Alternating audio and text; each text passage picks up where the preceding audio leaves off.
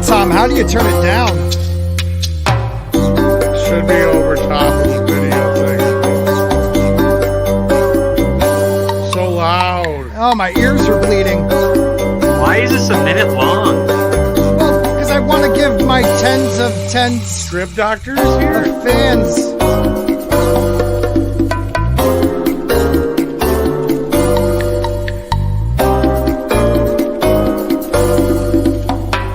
Oh, wow. It is too long. Yeah, this is long. That's what she said. Never. I mean, what? Yeah, that's what she said. Happy birthday.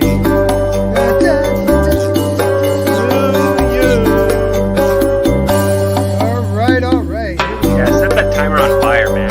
Okay, awkward transition.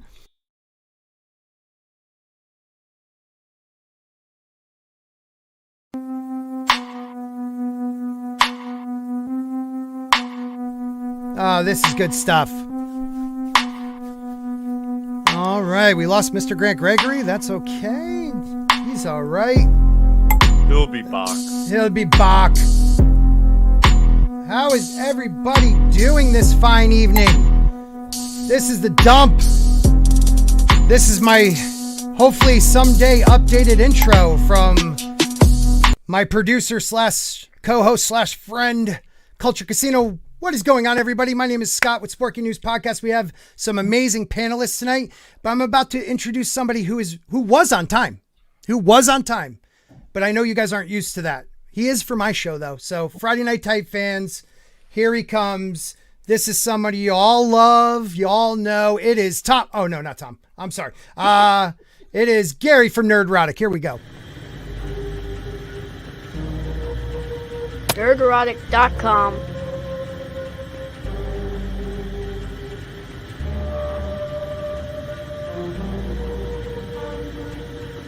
Awkward.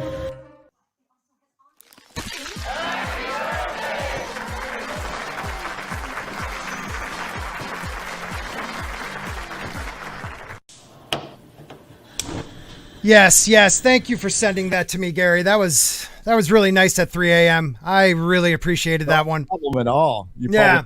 the best FAP you've ever had, too. Yeah, it really was. It really was. Yeah, But the best. You know, the beard got longer while I was waiting through that intro. Gee. Yeah. That's his fault. He's telling me everybody loves intros like that. I'm like, are you sure? I don't know. But thank you for being here, Gary. Why don't you say hi to everyone that showed up for you? There we go. Hi, everyone. How's it going? They showed up for Scott. Happy birthday, dude. Thanks, man. Thank you. I appreciate that. Yeah, I guess it's kind of a 2K birthday celebration. I got to work on my birthday and then come home to a madhouse and a sick baby. So it's awesome. Well, you're not 10 anymore. You're not going to Chuck E. Cheese. No. That would be awesome. They shut it down in my area. Who's echoing? Is that you, Culture? No. All right. Well, Culture Casino's here, everybody. Yeah, I would say, this is serendipitous, Scott, that your birthday and your 2K celebration and Gary hanging out with us, it all happened. It's like this amazing conflagration. Is that the right word? What's that? No. Conflagration. No, That's the not close. No, that's not Wait, it. you know who's becoming one of my favorite not guests but regulars? Mark with a C. Oh, Mark. That's right. Hello! What's up, everybody? Hi, Gary. I've been watching Mark. you for a long time. You really do a good job. I have nerd glasses, too. Pin. If everybody put up your nerd glasses. That's Oh, right. yeah, there we go. There I'm you real go, with right this, there. man. Hell yeah. Nerd I glasses need and the comic safe shops, pen. baby. Oh, Yeah. Culture. What were you supposed to remind me earlier? Why jump in now, Matt? Because you were supposed to remind me to rotate my contacts out because I've had them in too long. Oh, All yeah. right, introduce yourself, Mad. Hey. All right, me. thank you for being here, Mad. Good to see you. Wow. And we also have Nick Weiser. How you doing, buddy? I'm good, man. Merry Birthmas. Happy 2K. And this is going to be a huge dump tonight. So I'm You're not gonna happy to be regret on doing this that. panel with a bunch of dudes. That's Yep. good. And so I have Gary around too, and also Mark with a C as well. So Yeah. We're gonna have a fun show tonight, so let's fucking roll. Yeah, we have some other guests probably dropping in. Hopefully, I sent out I was like, wow, I invited a lot of people. And he even told Tom, usually I'm like, Tom, did I do well with a lot of people? And what do you usually say to me, Tom? Absolutely Don't quit your day job. That's it. Thank you, buddy. How are you doing tonight, my friend? Ask me again in like 20 minutes. Okay. I thought he was going to say I quit my day job. Oh shit, Andre'd be pissed. Oh, he would be pissed. He would be pissed. What is his like national language? Because I know English isn't his first, right? Is it Norwegian? So I wonder what FU in Norwegian is. Who's the buzzing doozen? I'm just guessing. Close. Probably close. More Swedish. That's more Swedish. How you Is doing, there a Script? difference? I'm doing well. I'm getting some cool red dwarf vibes from Mads over there. He's just a floating head. It's cool. Yeah, he is. Oh yeah, man. I haven't had time to fix the lights or whatever. That's all right. That's awesome. Thanks for really putting all the effort in for He's my like show. Marlon Brando and Superman. Be the computer from Red Dwarf. I send them you, my son. Throw out your sarcastic. And the last but not least, Mr. Grant Gregory. G'day everyone. Congratulations, Scott, on 2K and also surviving another year. And it's good to see everyone. Hey Gary, hope you're doing well. And it should be a good show. All right, man. So yeah, I appreciate that. I did make it another year. It's actually it's funny because it's my 46th birthday, and last week was my 12th new birthday. I kind of consider my new life birthday, so it's kind of cool with that. Congrats on that too, buddy. So yeah, I appreciate that, man. And you're doing well too, so that's always good to hear. Yeah, nearly a month in, so yeah. Nearly a month. God bless you, and you've been very open about it. And I appreciate that. We need more people like that on the YouTube. Definitely. Agreed. Yeah. Mm-hmm. So this is going to be awkward because there's so many people. Please don't try to talk over each other. People are here, not for you. Mad. So, just give people an opportunity. So I wanted to show you guys this because it's from a comic book. And I don't know. I know a little bit about it. Hopefully I'm not going to show my own stuff here. Yeah, this is the one. So is this the Harley Quinn Poison Ivy comic book? From what I know, this is off some miniseries going on, and DC Comics does not know the idea of what continuity is anymore. So it's hard to say if it is or is not. So What 12-year-old girl drew this? Yeah. It looks like the same bloke that did the newest Ninja diversity Gaiden comic. hire.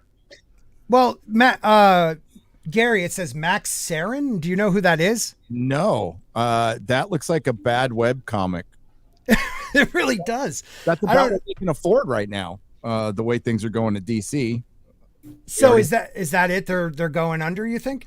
It's going to be hard to say. They need to hang on to those IPs. But I think the floppy, the comic book is seen its last days. That it'll probably hang around for a few more years.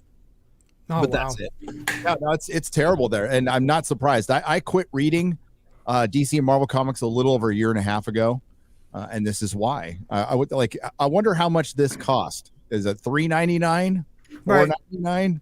Right. Like they didn't even put in a background. Whatever it is, Gary, it's too much. It is. Like they did a gradient tool from freaking Photoshop in the background of the bottom right panel. Yeah. No background at all, and the background disappears.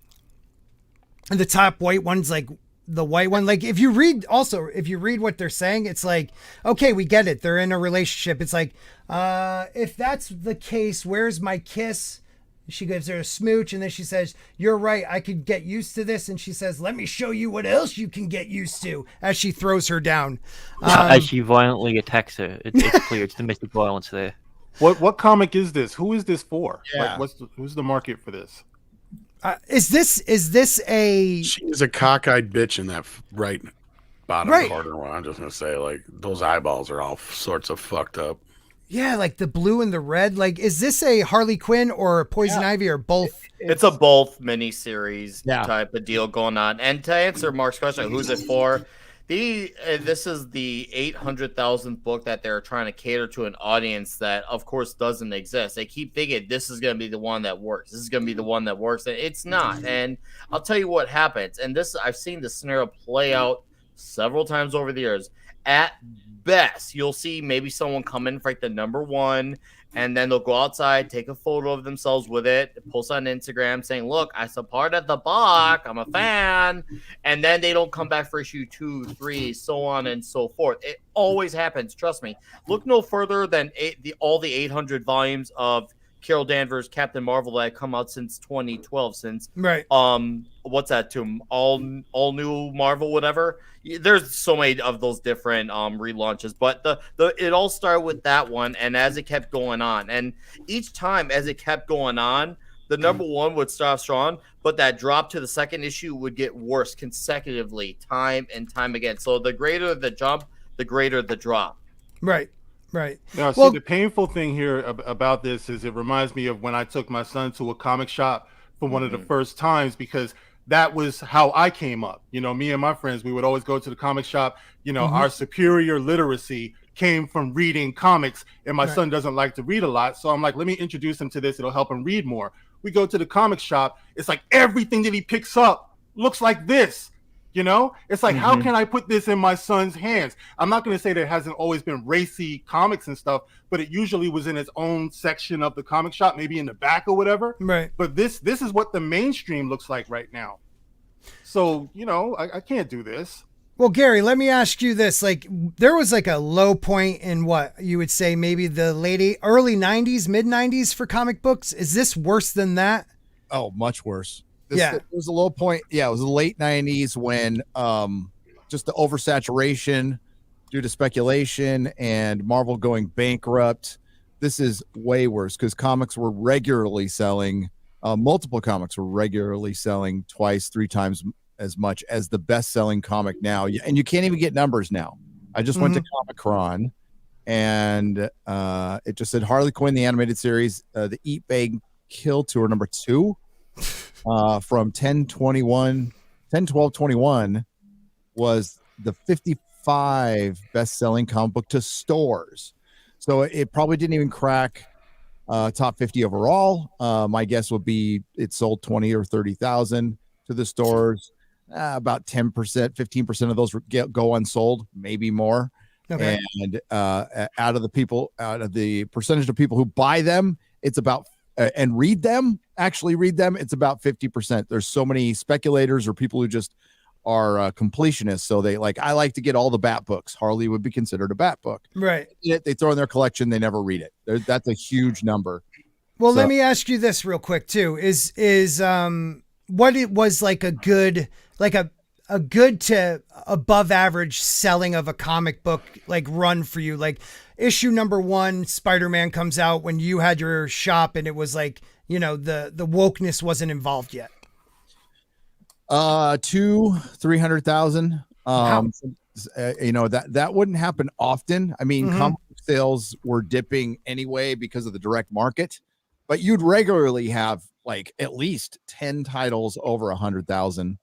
Right before, the last year I had my store, I couldn't keep them on the shelf. That's crazy. Even the variants, they had these Scotty Young variants, which are it's basically the variant cover version of pop vinyls. It was babies of everybody. That's his shtick. Yeah.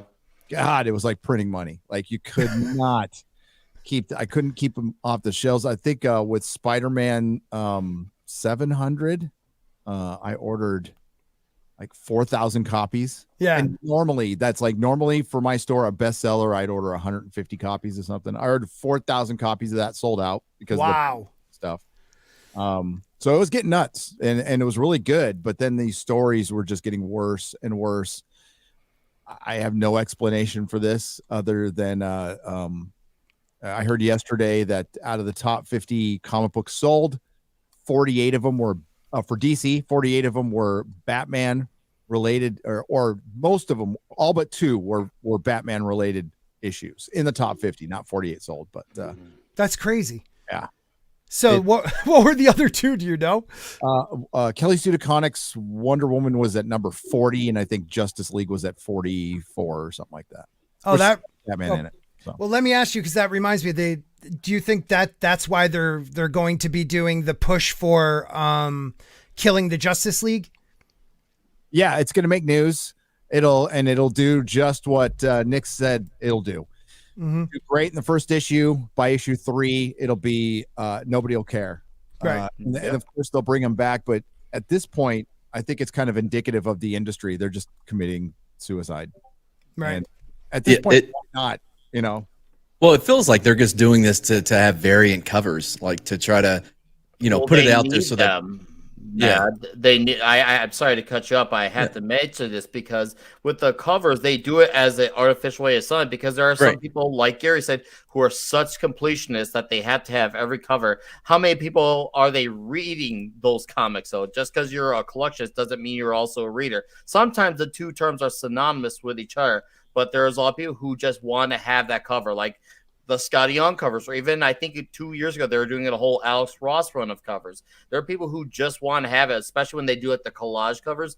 A lot of them just get them just to collect, hang them on the wall, do decorations with them. But the amount of people actually reading this, dude, the number is so minuscule.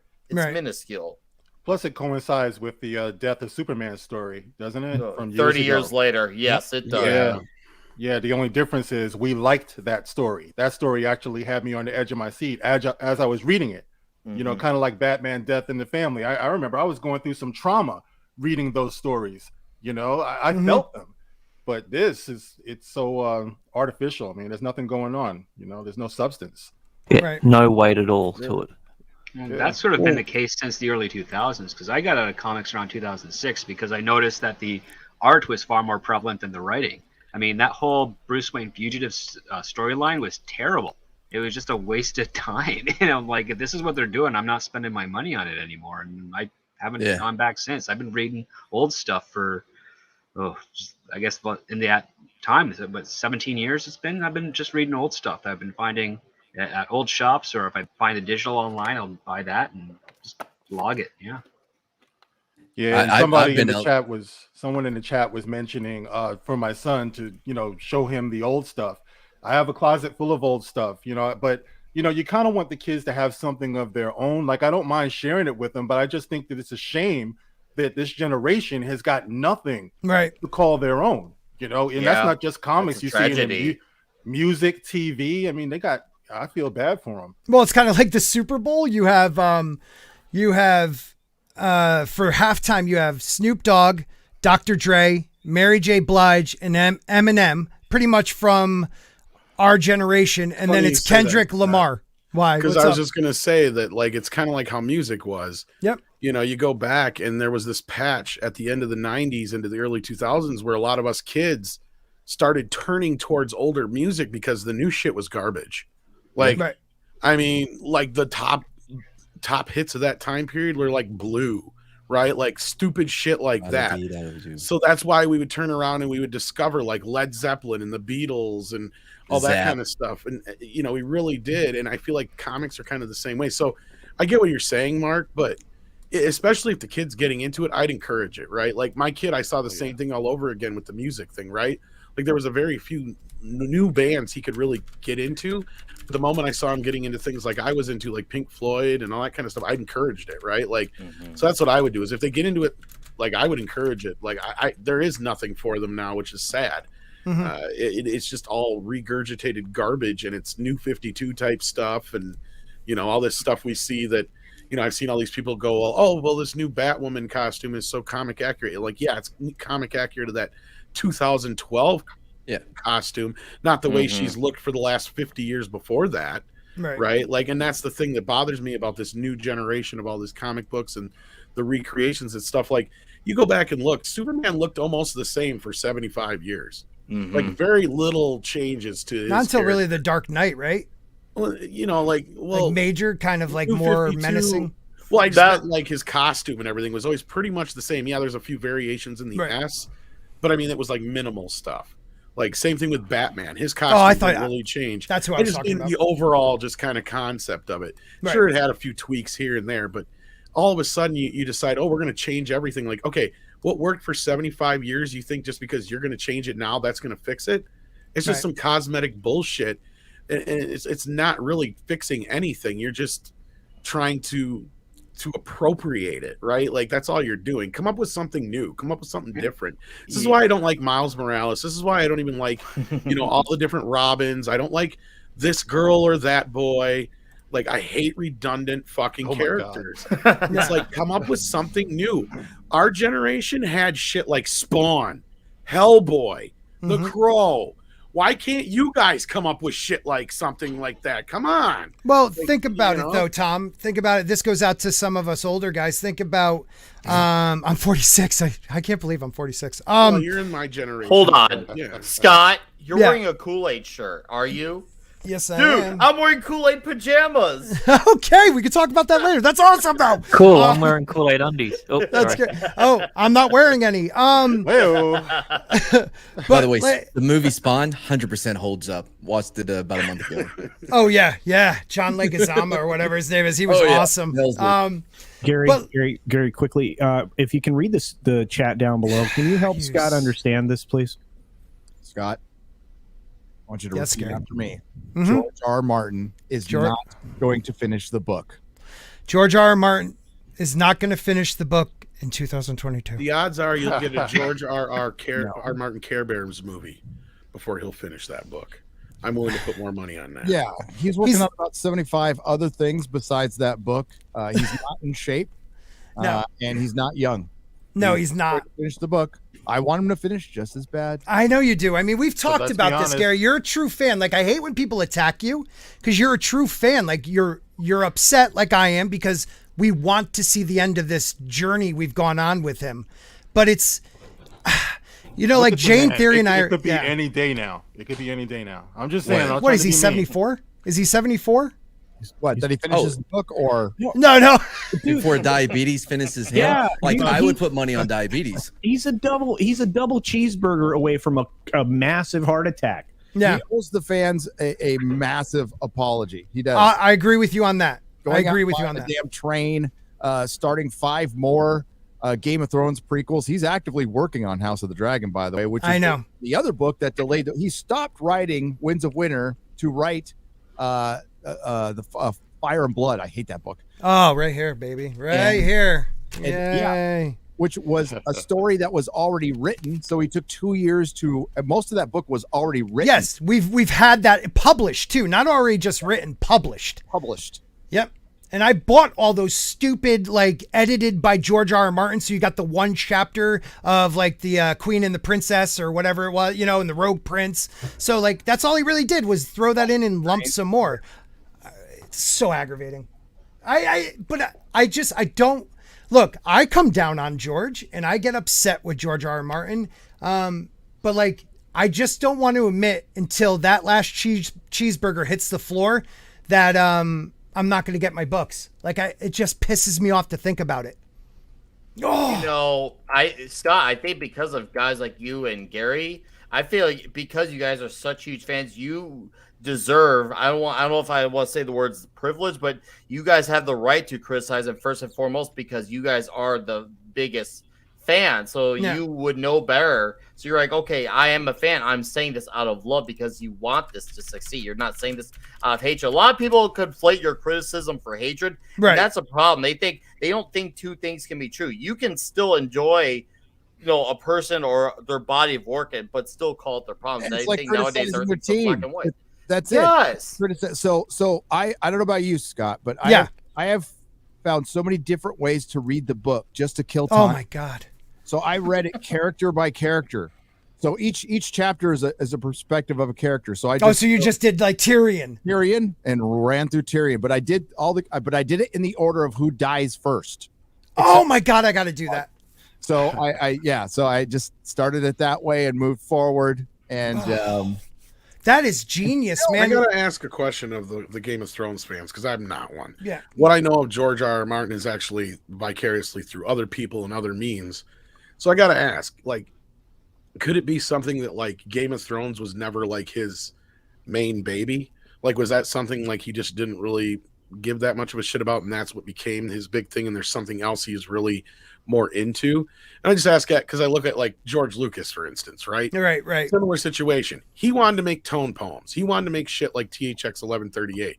Star Wars was made off of a bet, or basically a challenge from Francis Ford Coppola when he basically bankrupted Zoetrope Studios by making THX 1138, and him and his wife were sitting there going, "Can't you just make a movie like a comedy or a kids movie or something like that?" He's like, "All right, I'll make one," and he went and made American Graffiti and Star Wars. Like, he never meant to make those kind of movies. Is that what this is like? Is that kind of the thing? Like, George started this thing? A little bit. Okay. I'd say a little bit, because he had this success. I mean, this is something that had been rolling in his brain. I know he does other stuff, right? Yeah. Yeah, he wrote a bunch of other stuff and wrote. Oh, yeah. Was a TV writer mostly. Yep. Beauty and the Beast, different shows like that. So when he set out to do this, it was in the 90s, and he got the first 3 books done pretty damn quick. Yeah. And the last 2 have taken 20 years because he lost interest.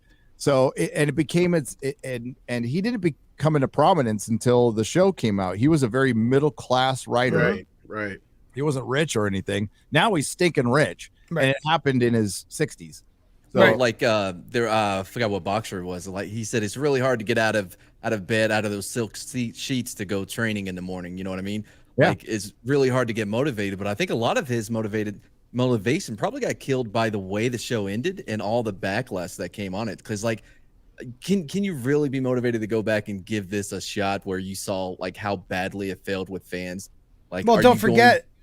Oh, I'm sorry. Go ahead, man. No, what I was going to say, don't forget the series finale of Game of Thrones. He was tweeting about a different show. So that tells you right there, he gave up on them quite a bit before that. Those arrogant pricks, and it's one of those things. Okay. So I think he loved writing the first few books. He loved his fans. He used to go and actually night people into like this group of some of the original fans. Like, he would show up at the cons and stuff. And then you're right, the show came out. I read the book, the first book, right before the first season, and then I read all of them before the second season. And it's like, it blew the frig up. And that's the only reason I found people like Gary, and I found others that, History of Westeros and Smokescreen and all these people. But it's either he lost interest, which I don't believe, and I'll read those super chats real quick, Culture. But I also think they screwed him, and he wrote himself into a bind with everything going on in Marine and all this other crap that we could get into at some point. But do you agree, Gary? Yeah, I mean, it's a combination of events. So he wrote himself into a corner. The show ended badly, and there's 2 ways you can look at that. Mad. I mean, like, and I think you might be right. It either can be heartbreaking and soul crushing, or you just get fired up going, no, I can outdo this. I can do better. And then there's the other factor that nobody ever talks about except for us is he helped cultivate an environment in sci-fi and fantasy that is worse than anything we've seen in comics or film, as far as SJWs and freaking activists. And terrible now, to the point where they are turning on him. So he can't write. There's things he cannot write anymore. Can you write a line like, "Forgive me, but like, don't make me rue the day I raped your mother"? Yeah. I was going to bring that up as well. Like he's now, like, they would tear through every word that he writes through that SJW lens, through that.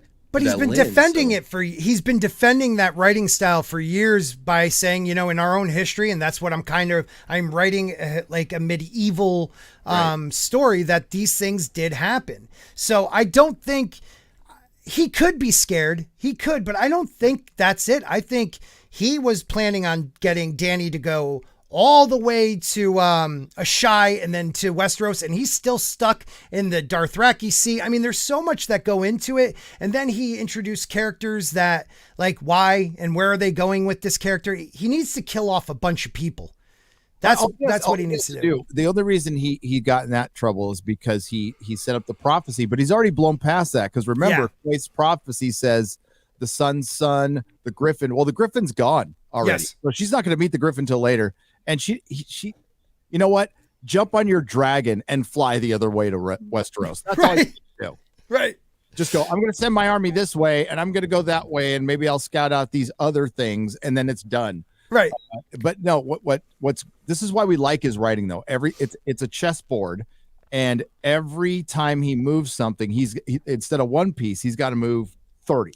Yeah, right? It's a ripple. Does it pretty damn well. Like, he does a pretty good job with it. And it sucks because it sets up so many things. I think what makes it extra hard is the last book. He cut out a bunch of stuff that would have made it more satisfying, and everything ends on we basically follow Daenerys until she menstruates. Yep.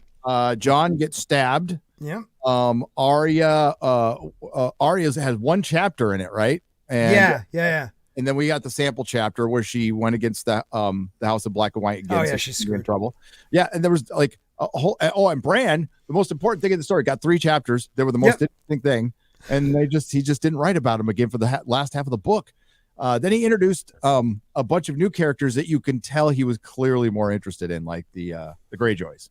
Yes, which were the best thing in the book. Oh God, yes. Yeah. God, yes. I mean, the Forsaken sample chapter. And first of all, if anybody has, and we have like 104 people in the chat. Thank you guys. This means the world to me. We're going to read some super chats and we have some new members, and thank you for the 2K. Thank you for the birthday. Like without you guys, I mean, seriously, and the people that are in the panel, like I'd be upstairs probably crying myself to sleep. But no, the sample chapter that you read, Gary, that video is amazing. You got to do more of those. Like that is one of the best chapters he has written. Oh yeah, dude. Unbelievable. It was great.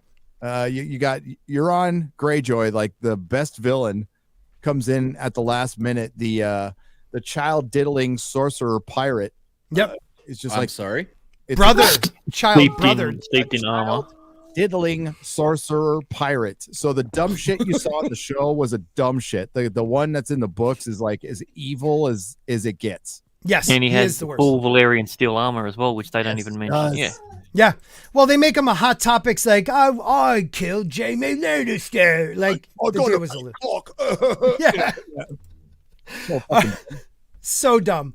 All right, Culture, you want to bring up the super chats? All right, so 32 flavors of Nick Weiser for $10. This dump is huge. Oh, happy B-Day, Scott, and happy 2K. Thank you, Nick. I appreciate that, brother. Small Time says, hail, and because you're a member, thank you very much, sir. Small Times Republic. Hail, a birthday, 2K, and Nerdrotic at Sporking News Podcast, hitting the trifecta. It's like whatever, a 4-hit too, because we got Mark and we got other people on, but it's always an honor to have Gary on. The 2K took me by surprise, and I'm just getting older, so thank you very much. Rough Girl TV, y'all. I can't stay. I'm feeling so sick, but I gotta show my boys some love. You always do, and she also has a channel of her own, so please make sure to check her out. I bet I know why she's feeling like shit. She was getting white girl drunk, she said last night. Was she? Dude, she's one of the funniest people. She is one of the funniest people. TT says, happy birthday at Sporking News Podcast. Thank you, my mate. Toxic Man Flu, I am ready for 2 hours of disappointment. And what is that? Culture? Awkwardness. Oh, awkwardness. All Very unique way of spelling it. Yeah. Rough Girl TV became a member. That's awesome. Where's the clapping? We need some clapping for that one. You're fired, Culture. Thank you. And she is, I don't know what level she is. What clapping is that? That's clapping. At least it wasn't. Probably the high level. True.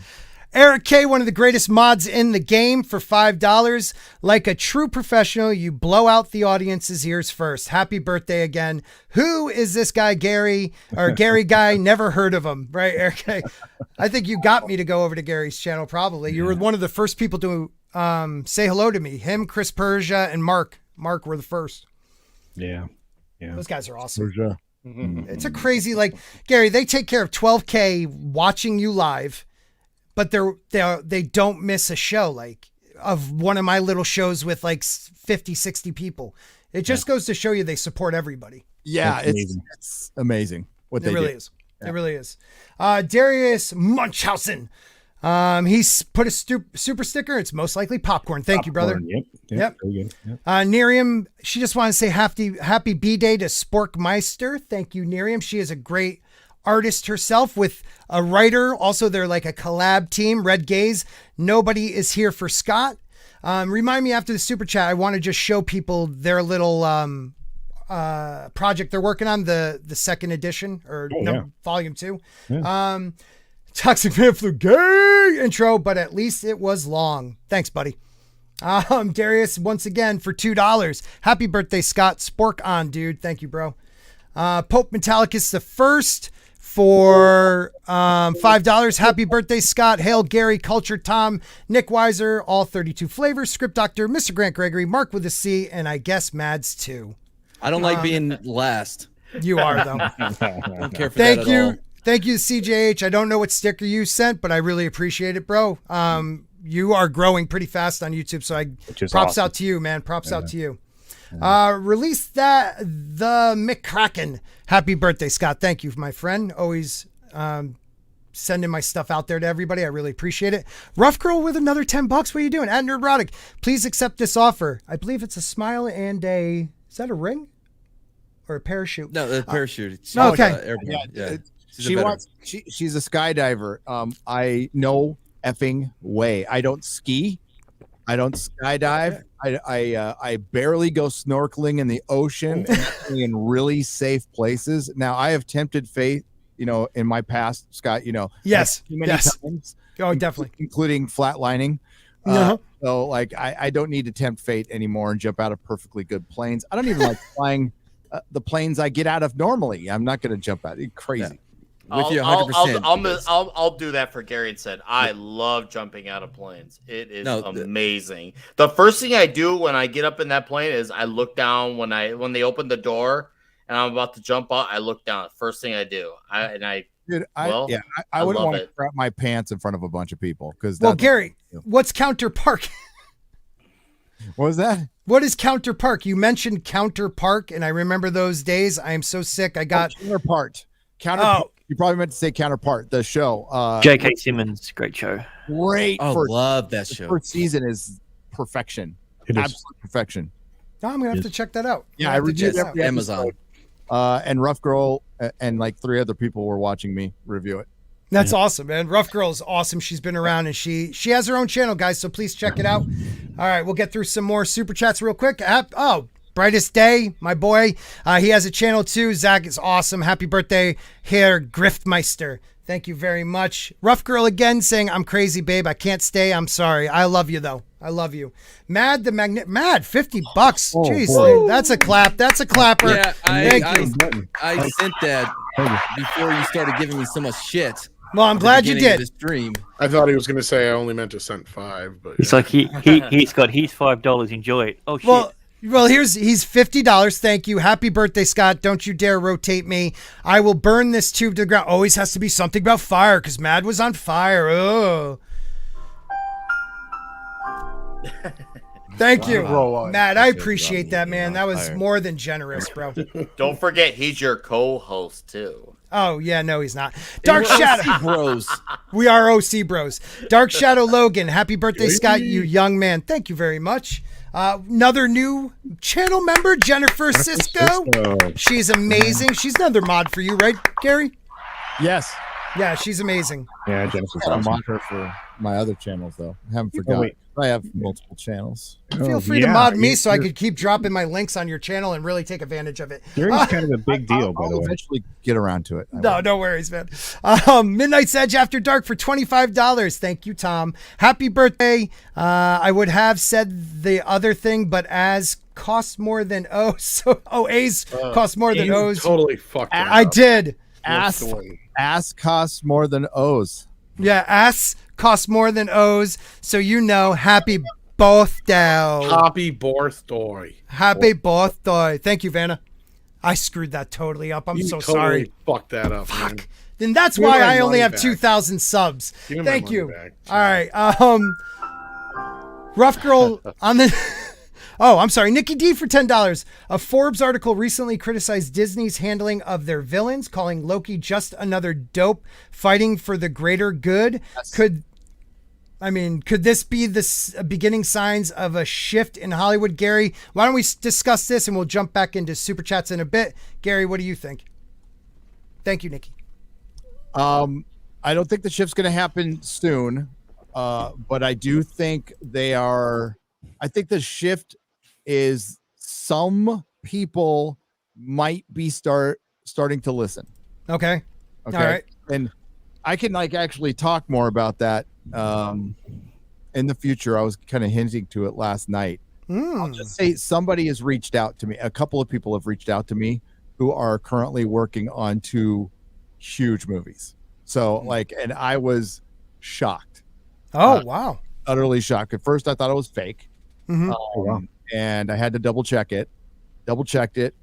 We're exchanging emails now. And it's not going to be, this is going to be for a private conversation. I'm not going to like do this because I meant what I said. Like, I don't want celebrities on my channel. I have no time for celebrities on my channel. I'll still make time for you. Makes sense why I've never been on. It's it's for fans. It's for fans. Yeah. But if somebody wants to reach out and and I'll talk about it more, but I think, yes, I mean, we're starting to see Tom brought, I found this article through Tom, the gatekeeping one, Tom. And then there's that. There is what Bob Chapek said that I'm still kind of, I'm not convinced that's should be our audience or another audience. And then at the same time, the new rules for Hollywood came out, right? Which really tells you what the landscape is right now. So whatever, I think people are concerned about making money. I wouldn't be convinced that we're going to get this wholesale change anytime soon, because this is like turning around 50 battleships tied together. Okay. What do you think, Mark? I think that we need to see some real villains in the game, man. You know what I mean? I want to see, people be committed to being bad, and we love to hate them. Like, what's going on? I was watching, what was it, the Book of Boba Fett. Still don't know why that's called the Book of Boba Fett, but, where is the villain in this story? Yeah. You know what I'm saying? I don't see it, so it's not really compelling to me. And that's everything that's missing. The only real villain that we're allowed to have anymore is probably a straight white male. All right, and that's the only one who is allowed to be a villain. But let's see some villain women, some villain black people, some villain, just evil. Right. That's that's everything that's missing. And they also made like, think about like Cruella from 100 or 101 Dalmatians or whatever it is. What's her name? Cruella, right? Yeah, Cruella de Vil. Like her and the one that Maleficent. Maleficent. Like, they're tortured and misunderstood villains. Like, I'm so sick of that crap. What do you guys think about that? Cruella de Vil is a fucking monster. Period. Right. She wants to wear puppies' skin. She's a fucking monster. There's no way you can justify her. She was Fauci before Fauci. Her name is literally Devil.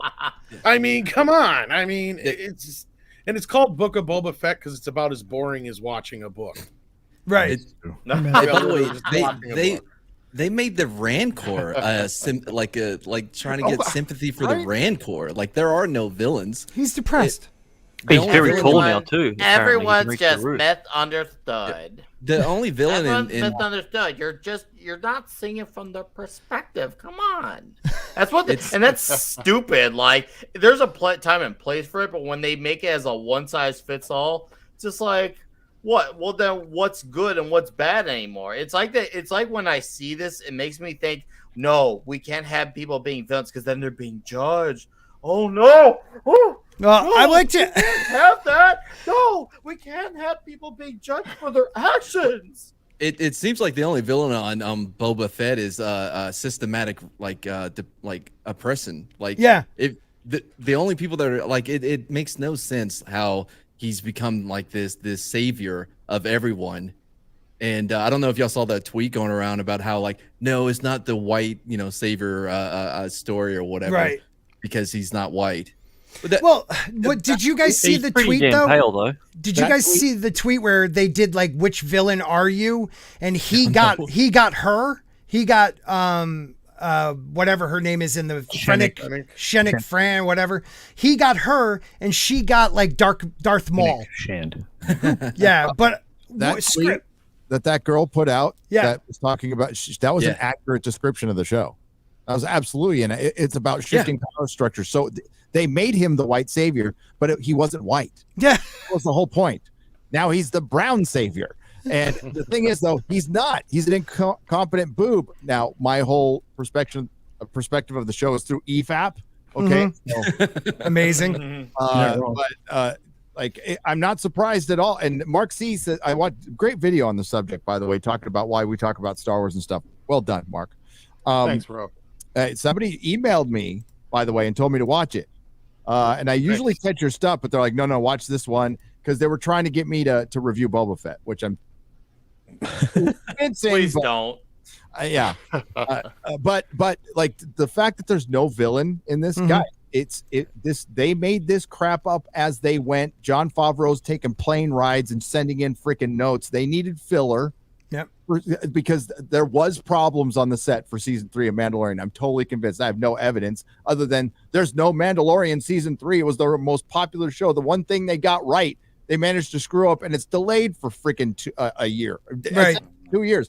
That makes no sense. So they're like, we need to fill something, put a helmet on a guy, bring back Tamar Morrison, and we'll just write this. And like Favreau got away with it with Iron Man. That's how he made Iron Man.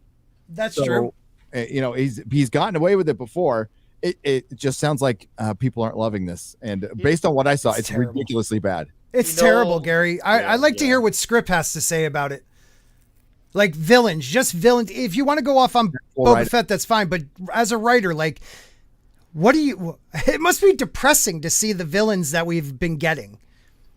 Well, when you take a look at it and realize that the characters we're watching, that the writers and directors and Hollywood itself are calling heroes, are really villains, you kind of understand a bit more what they're actually doing. It's just a changed perspective. I mean, nothing gets you more definitive with that than looking at Michael Burnham in Star Trek Discovery. She is a villain. Like, every action she does is selfish, and it's for her own personal gain and interest, and she claims it's altruistic, but it never has any ripple effect of altruism to anyone else involved. And if you just look at it under the perspective that the only reason everybody on the crew of Discovery likes Michael Burnham is because they're terrified of her, it makes a whole lot more sense as a show. But yes, in any type of story, the villain or antagonist needs to be as interesting and, if not more threatening, than anything else that is presented towards the hero. The whole reason we want our heroes to succeed is that they have to overcome such a great challenge.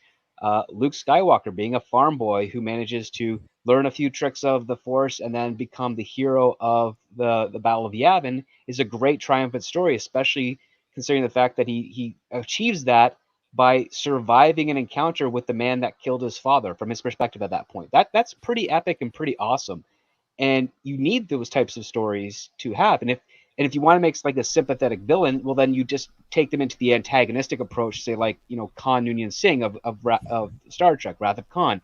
Yeah, he was a tyrant in the 90s, but when he got his ship and he could go anywhere, he was obsessed with just getting revenge on Kirk, because he kind of like evolved a way to like have his own paradise on Ceti Alpha 5.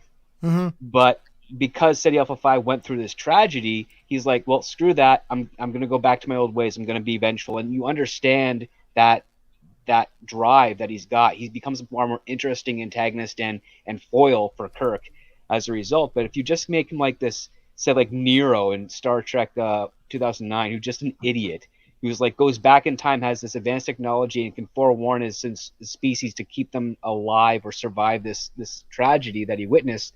Instead, he's like, no, I'm just going to get rid of Vulcan. I'm going to go after all the Federation, just and not take advantage of what he has. And then, of course, wait like 23 odd years before he actually does anything about that. It's just a dumb thing to do. Same as like with Zod going to Earth, realizing he has superpowers, and says, you know what? These superpowers, these are terrible. We don't need them. We're just going to get rid of them, terraform the planet, and then restart our species, making them weak and frail again. Yeah, I never understood that one. Yeah, I mean, it's contrived, it's desperate type of writing. Unfortunately, like the axiom is that you write what you know, and what we're seeing getting produced right now is a lot of writers don't know anything, like far less than what they did decades before.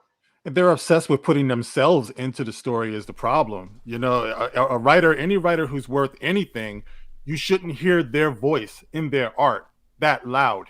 Right. But that's what we have today. You have writers who are bragging because they put their politics into their work. It's got to reflect me. It's got to reflect the way I grew up. Excuse me. Nobody cares.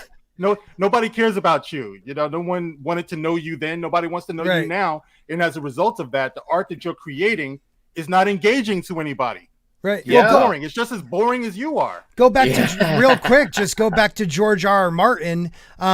He writes a one chapter is a, middle-aged, like 30s in that time, but middle-aged dwarf with no nose, drunk. The next chapter is a 12-year-old girl, assassin. The next one is, twincest. Like, the dude can write from the perspective of his character.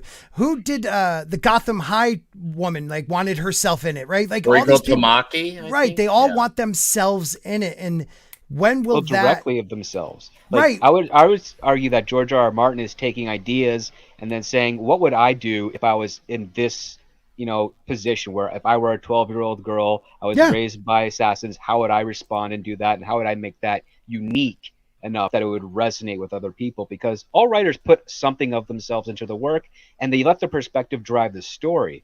But the problem is that you don't let the perspective compromise the story for your own personal agenda or opinions. You want to challenge yourself. You want to present an idea and say, this is what I think it's going to do.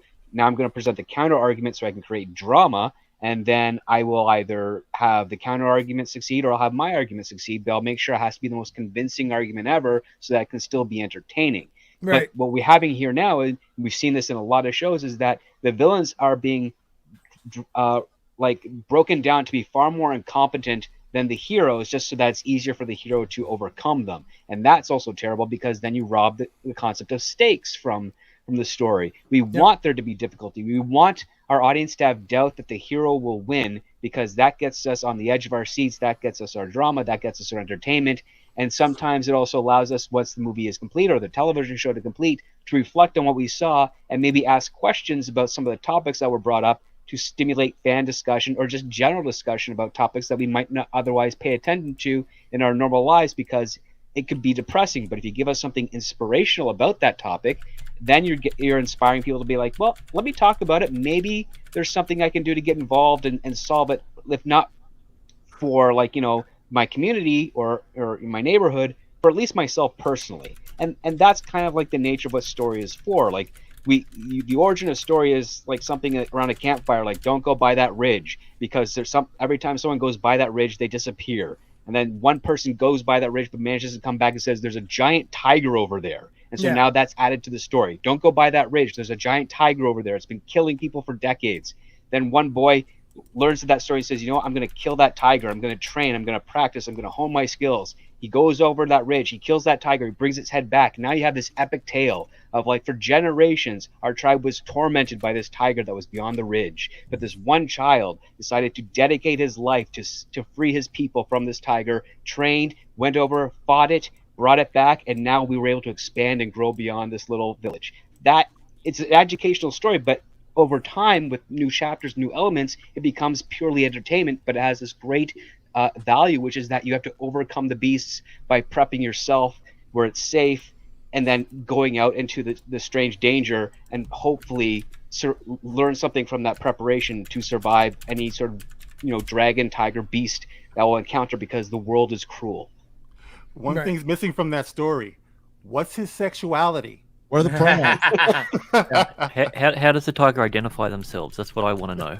Who are you getting into an orgy with? You haven't told me yet, Script. You've already failed on filling out the box. What the hell, dude? Come on, man. But no, Script is right. And here's the thing: when you add in the emotion, the drama, and the stakes. You know what's great about those things? It makes it feel like the story matters. Like you need to be invested in this. This story counts for a reason. And when you see that the story counts, it makes you invest in that much more. It makes you want to know all the little ins and outs, little nooks and crannies, those little details. Like, okay, what led to this? And then it makes you theorize, and it has you and your friends geeking out on what could possibly be, who will go where.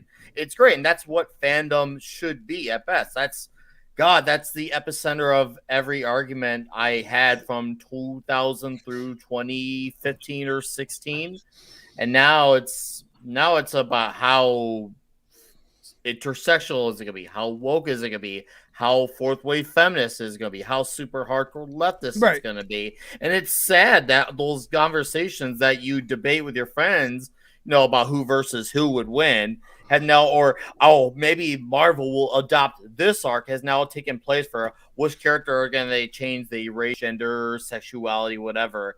because it's all about what are they going to change now instead of what arc they're going to adapt. And I miss that so hard because I remember when the first like Incredible Hulk came out, and I was just happy to see like him and like Tony Stark on screen, and you had the Abomination, and to know like, oh my God, this world's connected. Tony Stark's talking to General Thunderbolt Ross. It was the coolest thing. And once it made it feel like it mattered, like, hey, this stuff is connected. It's important. You should pay attention. I love being in that thing where I need to pay attention. Right. So Mad, what is this? Yeah, so I brought this up because of what Script was talking about, and I think this gives a really good insight in their thinking behind the way they craft their stories and write. Okay, well, before you read it, let's just say hello to George. George made it in.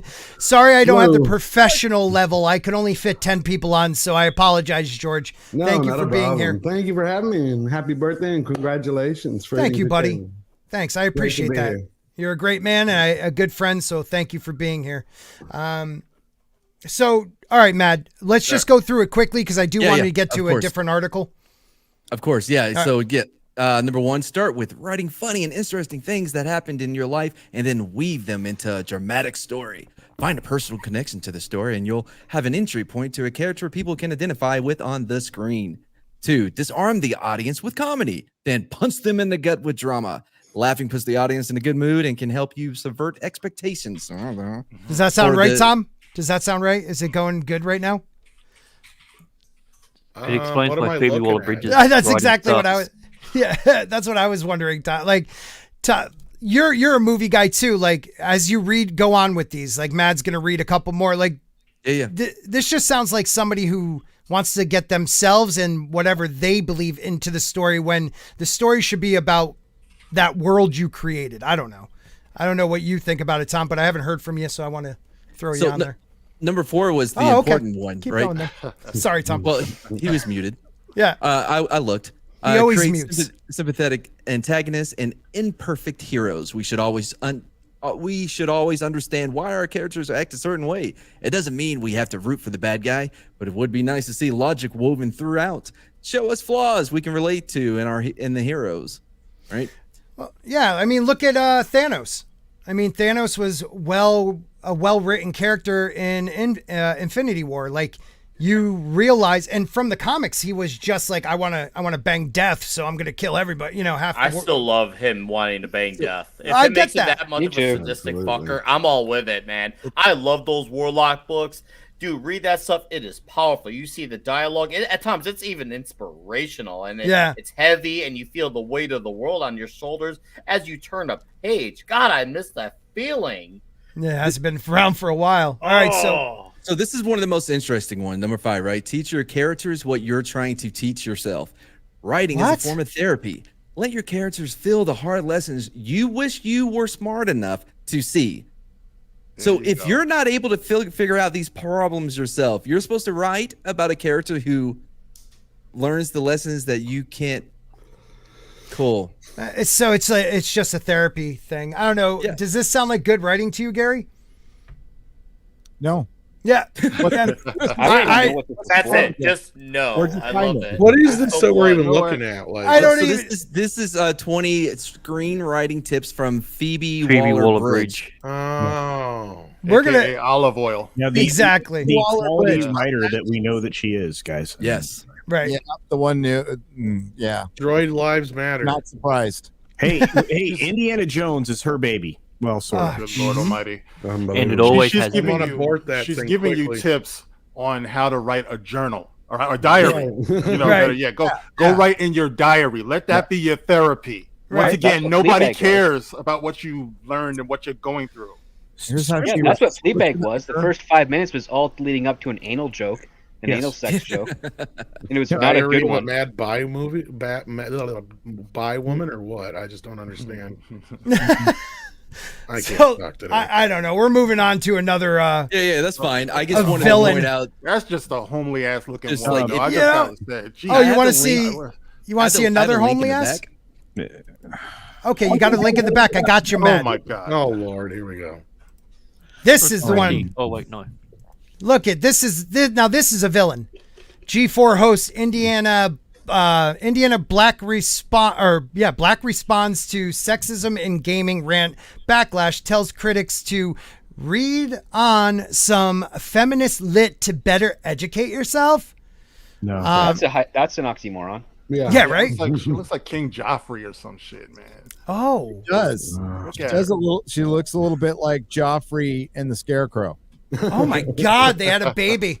I always thought she looked a little bit like a haggard Macaulay Culkin right after he OD'd or something. Like after he did that movie about the club kids, pretty much. I mean, the problem is this one is a villain, but like every good villain, they think they're the hero. They think they're righteous. On a crusade. She's like, I'm teaching everybody something.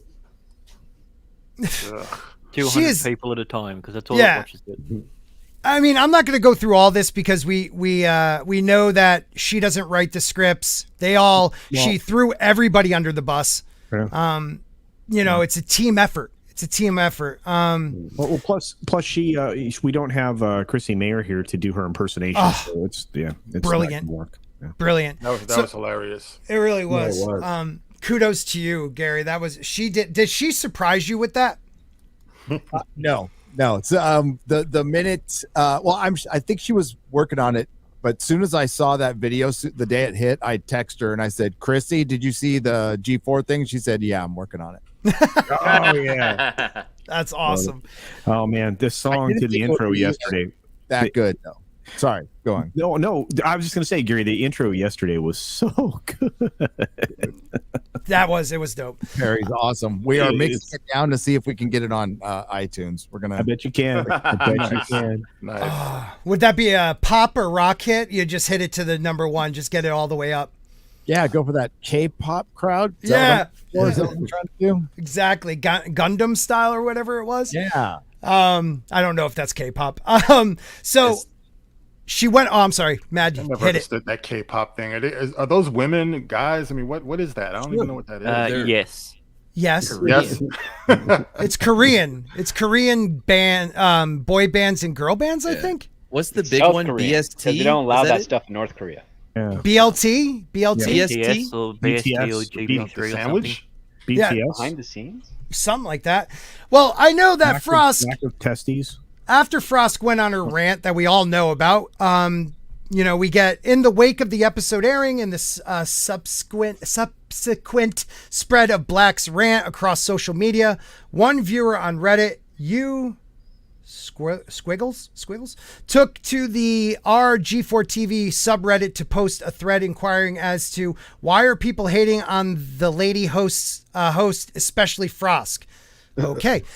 Just saw the video of Frost and it really blows me away. Are a lot of these people just her haters from her days in the league? The user asked. It blows my mind. People are so toxic and I wish there was a way we could send love and support to the cast crew. Oh, it's heartwarming. It's heartwarming. Totally read it from a script. Right. Heartfelt. Well, you get a response from her. Heartburn. Heartburn is more like it. Yeah, you get a response from her and says, apparently it blew up how I'm spreading misinformation because I've made mistakes when talking about game releases. Sorry for not always getting it right. She dismissed her critics. I work a lot of shows and game news isn't my strength or passion. Playing games and reviewing them is. But if you inherently think women shouldn't be in your hobby, then making these mistakes become fixations to justify my ineptitude. Okay. But Stop right there. No one said that. No one Hold said on. that. Yeah. Go. She's trying to address an argument that none of us are having. She's trying to create an argument and make that straw man. Yeah. She's trying to say, no, it's about the way it's like, no, we're talking about the ways that you were acting on that video that drove everyone away from your page. I hate when these people do that. They think, oh, it's okay, I'll just distract them. Like that shit doesn't work anymore. I used to be guilty of like falling for that trap, and that's all I've learned nowadays. That's nothing more than a trap to lure you in, because these people don't want to defend themselves. They rather keep you on the defense mode, and this is what she's doing. She's trying to keep people like us on defense. She doesn't want to play that because she's so good. These people are really good at offensive, even as twisted as they are. They're good at the offense, but once again, every reaction, there's an equal and opposite reaction, and when you put her on the opposite reaction, she's terrible at defending. That's why she's not capable of doing it, so she has to try to swing it the other way. Right. All right, I'll shut up now. No, that was a good rant. Culture, what do you think about it? And would you like to read the rest of this? Because I can't speak tonight. I look. I had a lot of fun with this. I didn't dive into it like a lot of other channels did, so opportunity missed for me. Mm-hmm. But she is. She is 100% projecting everything that she feels inside is bad about her. She put on display for everyone else all at once. Mm-hmm. She instead of owning a mistake or talking specifically about the actual games that she does play, any of these things, she dives into a diatribe and says that if you don't like what I'm doing, or you're mad because I didn't get the information right, that you're sexist, right? Because her worldview doesn't allow for her to be wrong in any way. We raised a generation of people because they were never confronted with any type of adversity that they actually suffered any consequences from. Right. And you end up with people that are completely disconnected from how the world has functioned and how society has functioned for millennia at this point, right? And so she's, like I said, and again, she came forward with a diagnosis of, damn close to being the full-blown narcissistic crazy person. Right. And, because, borderline personality disorder, that's a thing. Right. So, if that's the truth and that's, where things are coming from, she's going to be prone to doing things like that. What got me, Culture, and Gary, I don't know. You guys talked about it quite a bit, but like, she would say the other guys get it, but I get it the worst. Right. Everything's the worst for me. I think what she said though was that the other guys get it, but when I get it, is sexist. Yeah, that's exactly it. Yeah. She didn't say it was worse. It was like because she gets it as well. Well, then that makes it sexist because she is. But it's well, and again, that's that narcissism, right? It's one of the things that feed into people, these personality types. A lot. If you talk to Gary, I tried to. That town is all narcissists. All narcissists. Well, I want to know, like, Gary, like you, I don't know. In the rooms, I've seen so many people that want to point, like at the beginning, want to point their fingers at everyone except for looking at themselves and the mistakes they made me feel this way. They did this to me. Like, we've raised a generation of people like that, and she's one of them, right? Kind of like that idea. She's just another one. Okay, I'm asking Gary. I'm asking Gary. Sorry. I promise next time, Gary, you come on, it's just going to be me and you. It's okay. This is what it's like I know. With the live stream. I love it.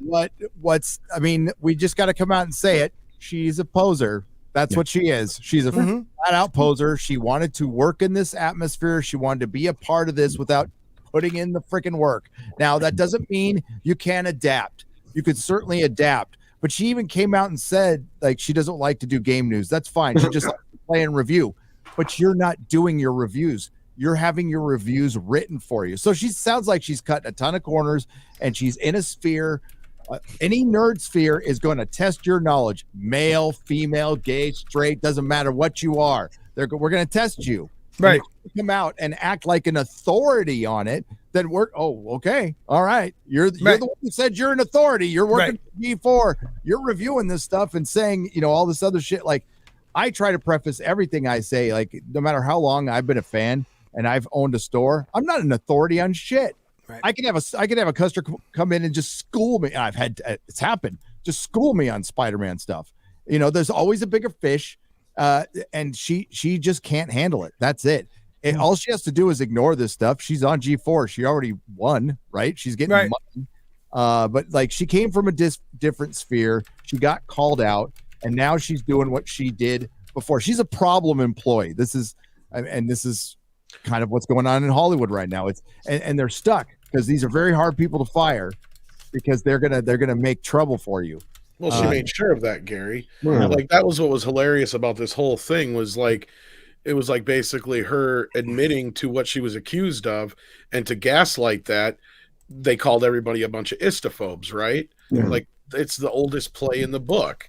And at the same time, she made sure she was unfireable, even if there was some heat coming down on her ass, because you can tell when she was talking all that bullshit, all that sexist rant, that was her going off the cuff. Yeah, she wrote that down, but that wasn't on the teleprompter. She okayed with one producer, we found out later on, not everybody. That's why that one guy said, oh, I didn't know we were going there, but we're going there. So clearly they had the conversation ahead of time, but they never settled on it. It was pre-planned. And then when she scrolls down she goes scroll down, stop right there. So there's something written. And then she jumps right into the other thing, which is the explanation is, we're a team working on these reviews. So clearly we don't all review them. And when we use the terms we and I and blah, blah, blah, that stuff's all pre-scripted on the monitor. Right.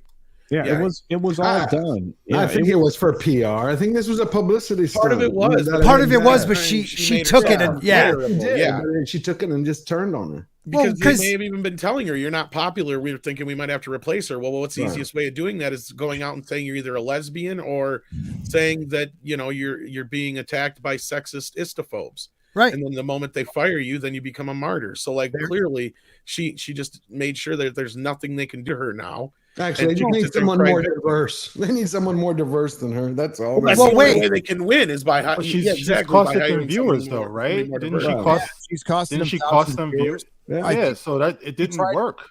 I think there is a movement to create a Gamergate 2.0. Absolutely happening. Wow. And I think what they set out to do is they thought they would get picked up by the Kotakus and they kind of did, but not that much. And for one, she's going around in Reddit, so she is looking for this stuff. Right. She is a narcissist, and she's looking for this. And there's people who do that. There's people who Google their names all the time and look for trouble. That's fine. If that's how you want to pass your time. It really doesn't move you forward at all. And Ryan said he was going to make a video. We discussed this yesterday.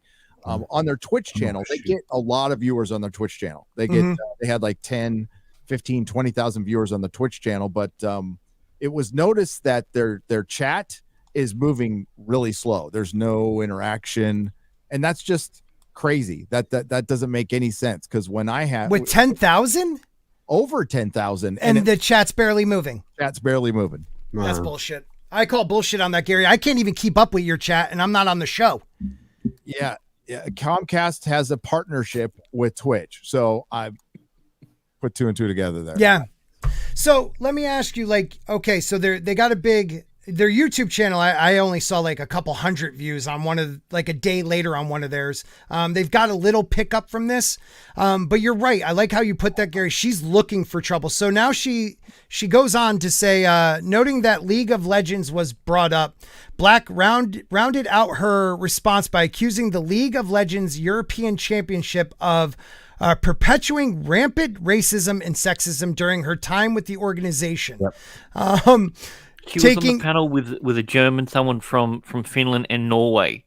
Yes. I mean, they were in the middle of the European things when she first went off, and that was 2.5 years ago. Right. Well, and then when she loses a job because of the way in which she's acting, then she brings up this thing, mind you, over a year later.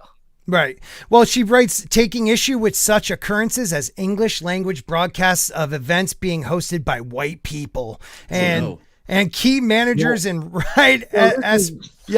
so go ahead. Just like DJ Scandalous is saying, she's calling, DJ's supposed to be on the show. She's doing a Colin Kaepernick. That's exactly what she's doing. Colin Kaepernick. Yeah, but here's the weird thing. This chick wants to have all this love and diversity wherever she goes, and she wants to move to Iceland. Hey, DJ, if you're there, I sent it to your DMs, man. One of the whitest places on earth. Well, I think this person here and this entire generation we've been witness to for the last 20 years has settled the debate: is it nature versus nurture when it comes to developing people? And clearly, it's nurture. Nurture is what's winning out, because you don't have this person naturally. You essentially brainwash them to be this way. I've seen Trading Places script. We know how this goes. Exactly. Well, and they take away all the obstacles. They put them in this bubble wrap. To do away with the dragons is to do away with our heroes. Your growth as a person comes from what you have to overcome. Absolutely. From the trouble, and from the last thing you want is for your children not to have anything happen to them. You want them to have something like for them to struggle at some point. Not, you know what I mean? But like within limits, that's the whole, right? I mean, that's the hero's journey. I mean, that's the course. hero's journey. I just want to finish what she wrote. Key managers in Riot Esports saying incredibly offensive things about diversity and inclusion. I think that's supposed to be esports. Oh yeah, I'm an idiot. Well, they should have like a hashtag or not hashtag. No, I agree hyphen. with you. Yeah. Dash something. Yeah, a little I dash thought it of was escorts for the first. yeah, Riot Escorts, thinking it is bad thing. I would have committed suicide if I stayed at the LEC. That is why I left, she added. From the bullying from the community and dude, that's taking it really far. And the toxicity from the management and lack of support from the teams and peers. I had a full mental breakdown due to the working pressure and treatment from those managers. Okay, so kids keep jobs at places like McDonald's and shit. Oh my God, with like someone yelling at you? Exactly. Like, how could you ever deal with that? Like, if you're that sensitive to the lifestyle that you've chose, like, how could you ever deal with normal life? No wonder we're living the age we're living right now. This is brought on by a bunch of fucking snowflakes who want to be in a constant safe space. Right. They want a bubble But wrap they never around get the the world. Yeah, they want bubble wrap. You know, they're used to pictures on their cash registers, not actual numbers. They don't have to critically think. Fuck that. When we were can't kids, we'd handle break our this leg and life. my parents would tell us to walk it off. It's like, I can't walk. My leg's broke. Well, you better figure it out. Yeah, Huh? walk it off. Yeah, on it. Tom, they're raised to think put that some everything tussin is on it. picture perfect and there's nothing Tussin. wrong. So It's a when they're rubber told tussin on one thing, when they're told one thing by sometimes an education system, sometimes it can even be a bad babysitter. Sometimes it can be even their own parents are complicit in it. They're told one thing and then they see another thing, they feel misled. And when they feel misled, especially when the people who tell them this other thing, this weird, crazy, fucked up ideology, they become entrenched in it. And when they see something that's, outside of that, it's foreign language to them. So they're thinking, what the fuck? This is not why I signed up for online. It's like, no, this is the real world. Whatever you're being told, you're being played, whether it was a teacher, whether it was a babysitter, whether it was even your own parents. And trust me, I know for a fact there are parents who are doing this too. I've seen them. Oh, of course. And I've had discourse with these parents. It's sad that they exist. They let their own children re-educate them, but they're out there. And but that's the problem, man. The problem is that they don't allow discourse. So what it is like these kids grow up in a bubble, and I don't care. It's mostly the left we see, but you'll see some on the right also. They grow up in this bubble. Go ahead. What were you going to say, Mark? That's what I've been talking about a lot on my videos. That's why I spend so much time talking about what we're doing to the kids out here. This generation now, they're growing up. They're wearing masks everywhere. They got to separate. What do you think this next generation coming up is going to be like if this one is like this now? You know what I mean? Like, what are we doing to these kids? They're not going to be equipped for anything in life. Oh my God, I got a splinter. I got to leave work.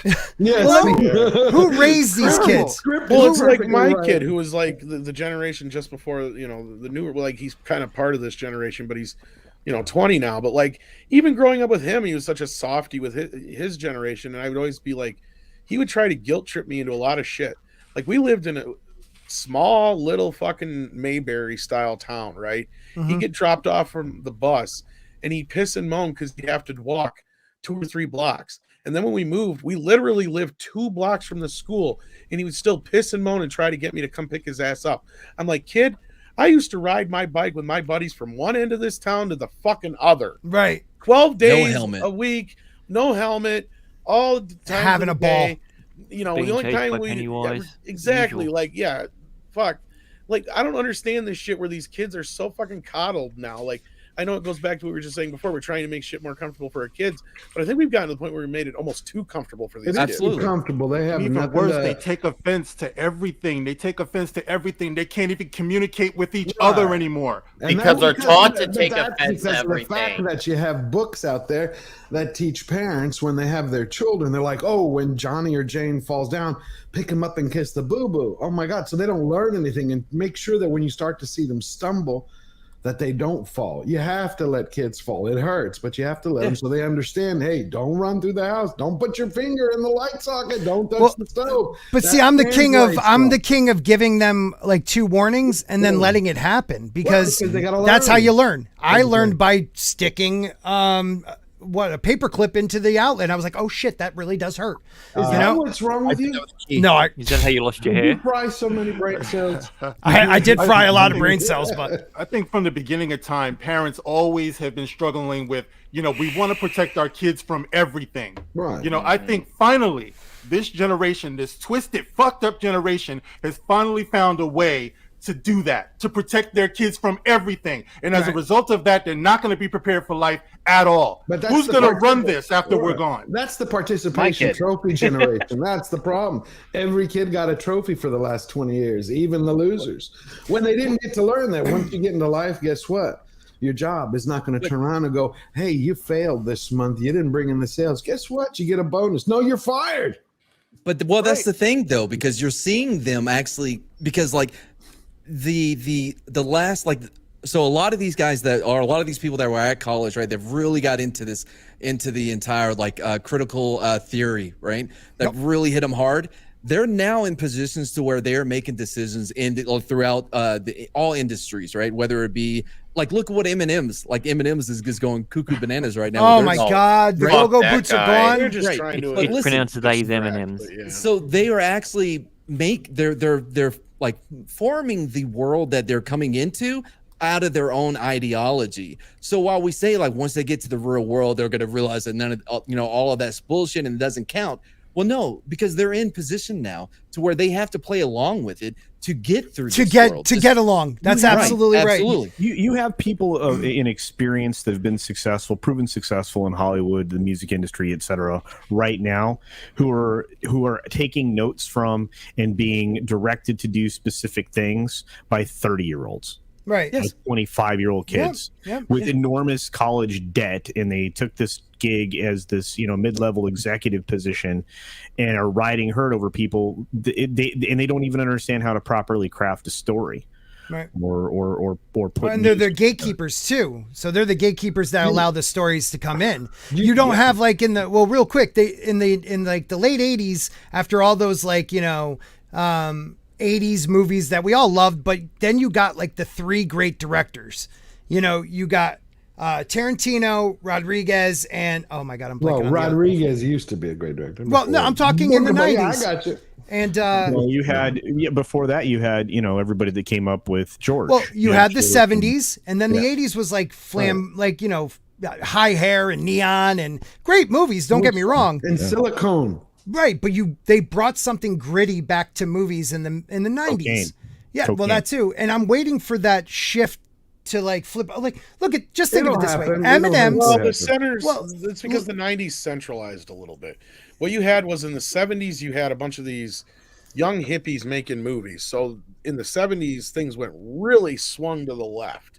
And then in the 80s, things really swung to the right. You had all the Rambos and the Oliver Stone patriotic movies and Oliver Stone movies and stuff like that. And then in the 90s, it kind of centralized, even though we had a bit of that PC culture in there, right? But it did kind of centralize until September 11th. Then things kind of just swung back into craziness back and forth again. I think the reality is that they're no longer creating warriors to be able to deal with life. Well, that's done with intent. They're creating the John Travolta Bubble Boy. Well, that's what I'm saying. Like, you're in a world now where even a candy, M&M's, that's already freaking rainbow of colors, had to go, how can we make everyone realize, like, we have to say we're woke. So let's take the go-go boots off and you're already a friggin', that's like Skittles. Honestly, like Scott, Skittles. I heard the yellow one's going to become a raisinette.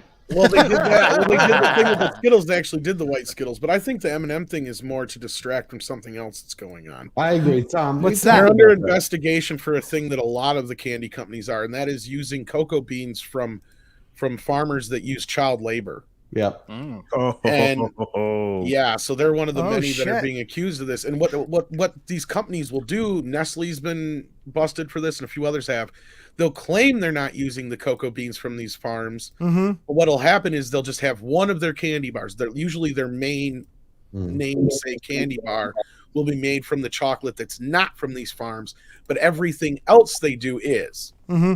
So that they can say it on their main candy bar, but if you notice, that fine print isn't anywhere else. Wow. And yeah, so they've been busted doing this shit already. Like the price of chocolate has skyrocketed, and it's going to get worse once they actually do something about these child labor situations they have going on right now.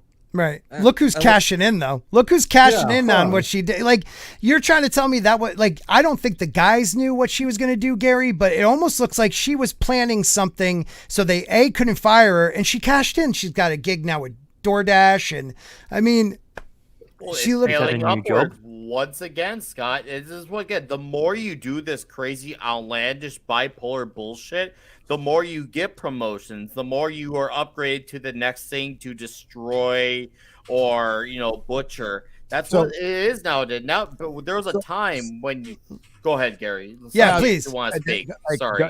Stop using DoorDash. Right. They support attacking fans. There you go. You know what, Gary? I think we say this all the time, and people, it's up to they won't do it. That's I do. So I mean, like, if you guys don't want to do it, that's fine. Right. But it's very easy. I barely use them anyway. I'll just use fucking Postmates or somebody else. Right. There's 3 other choices I can use. Or just go and get it yourself physically. Here's the thing, though. Nick. Well, no. Here's why we have to do. Here's why we have to. Here's the thing. Postmates. Because of all this constant advanced technology, we saw what it was at face value. Like, oh, that looks nice. That looks handy. That looks convenient. Let's use that. And now we're seeing the effects of us using those things. We took advantage of that convenience, and now those people who run all these big tech giants, they're telling all of us to fuck off, and we took advantage of it. So now we got to take that power back from them. Obviously it's impossible to commit to all this 100%, but every person has to choose their line. Where do you draw the line and say, okay, we got to be mindful, because if we don't be mindful, like for me, for existence, I'm not subscribed to Netflix.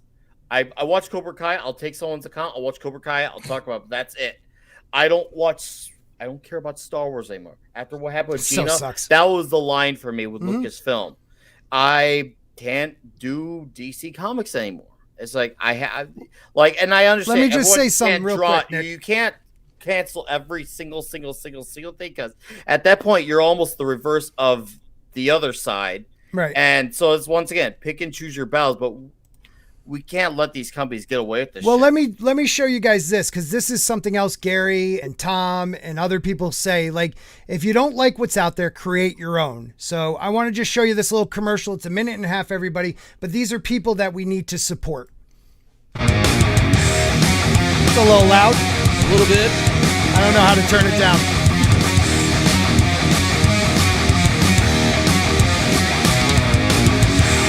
Make it louder. Woo! I saw a butt.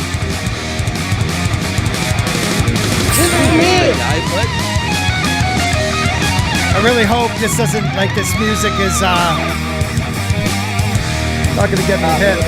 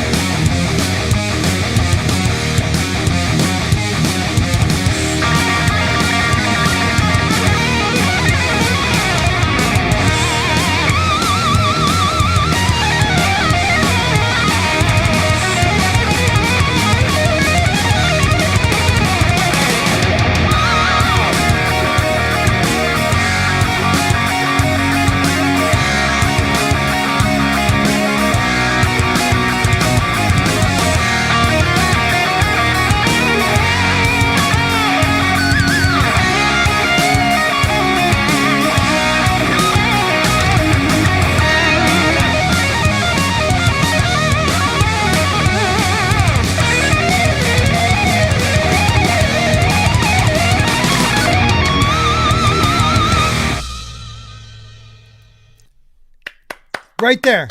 Wow. Right there. That's people that created something that You know, and Red will tell you, we've had Red on before. I don't know how to stop sharing a file. Here we go.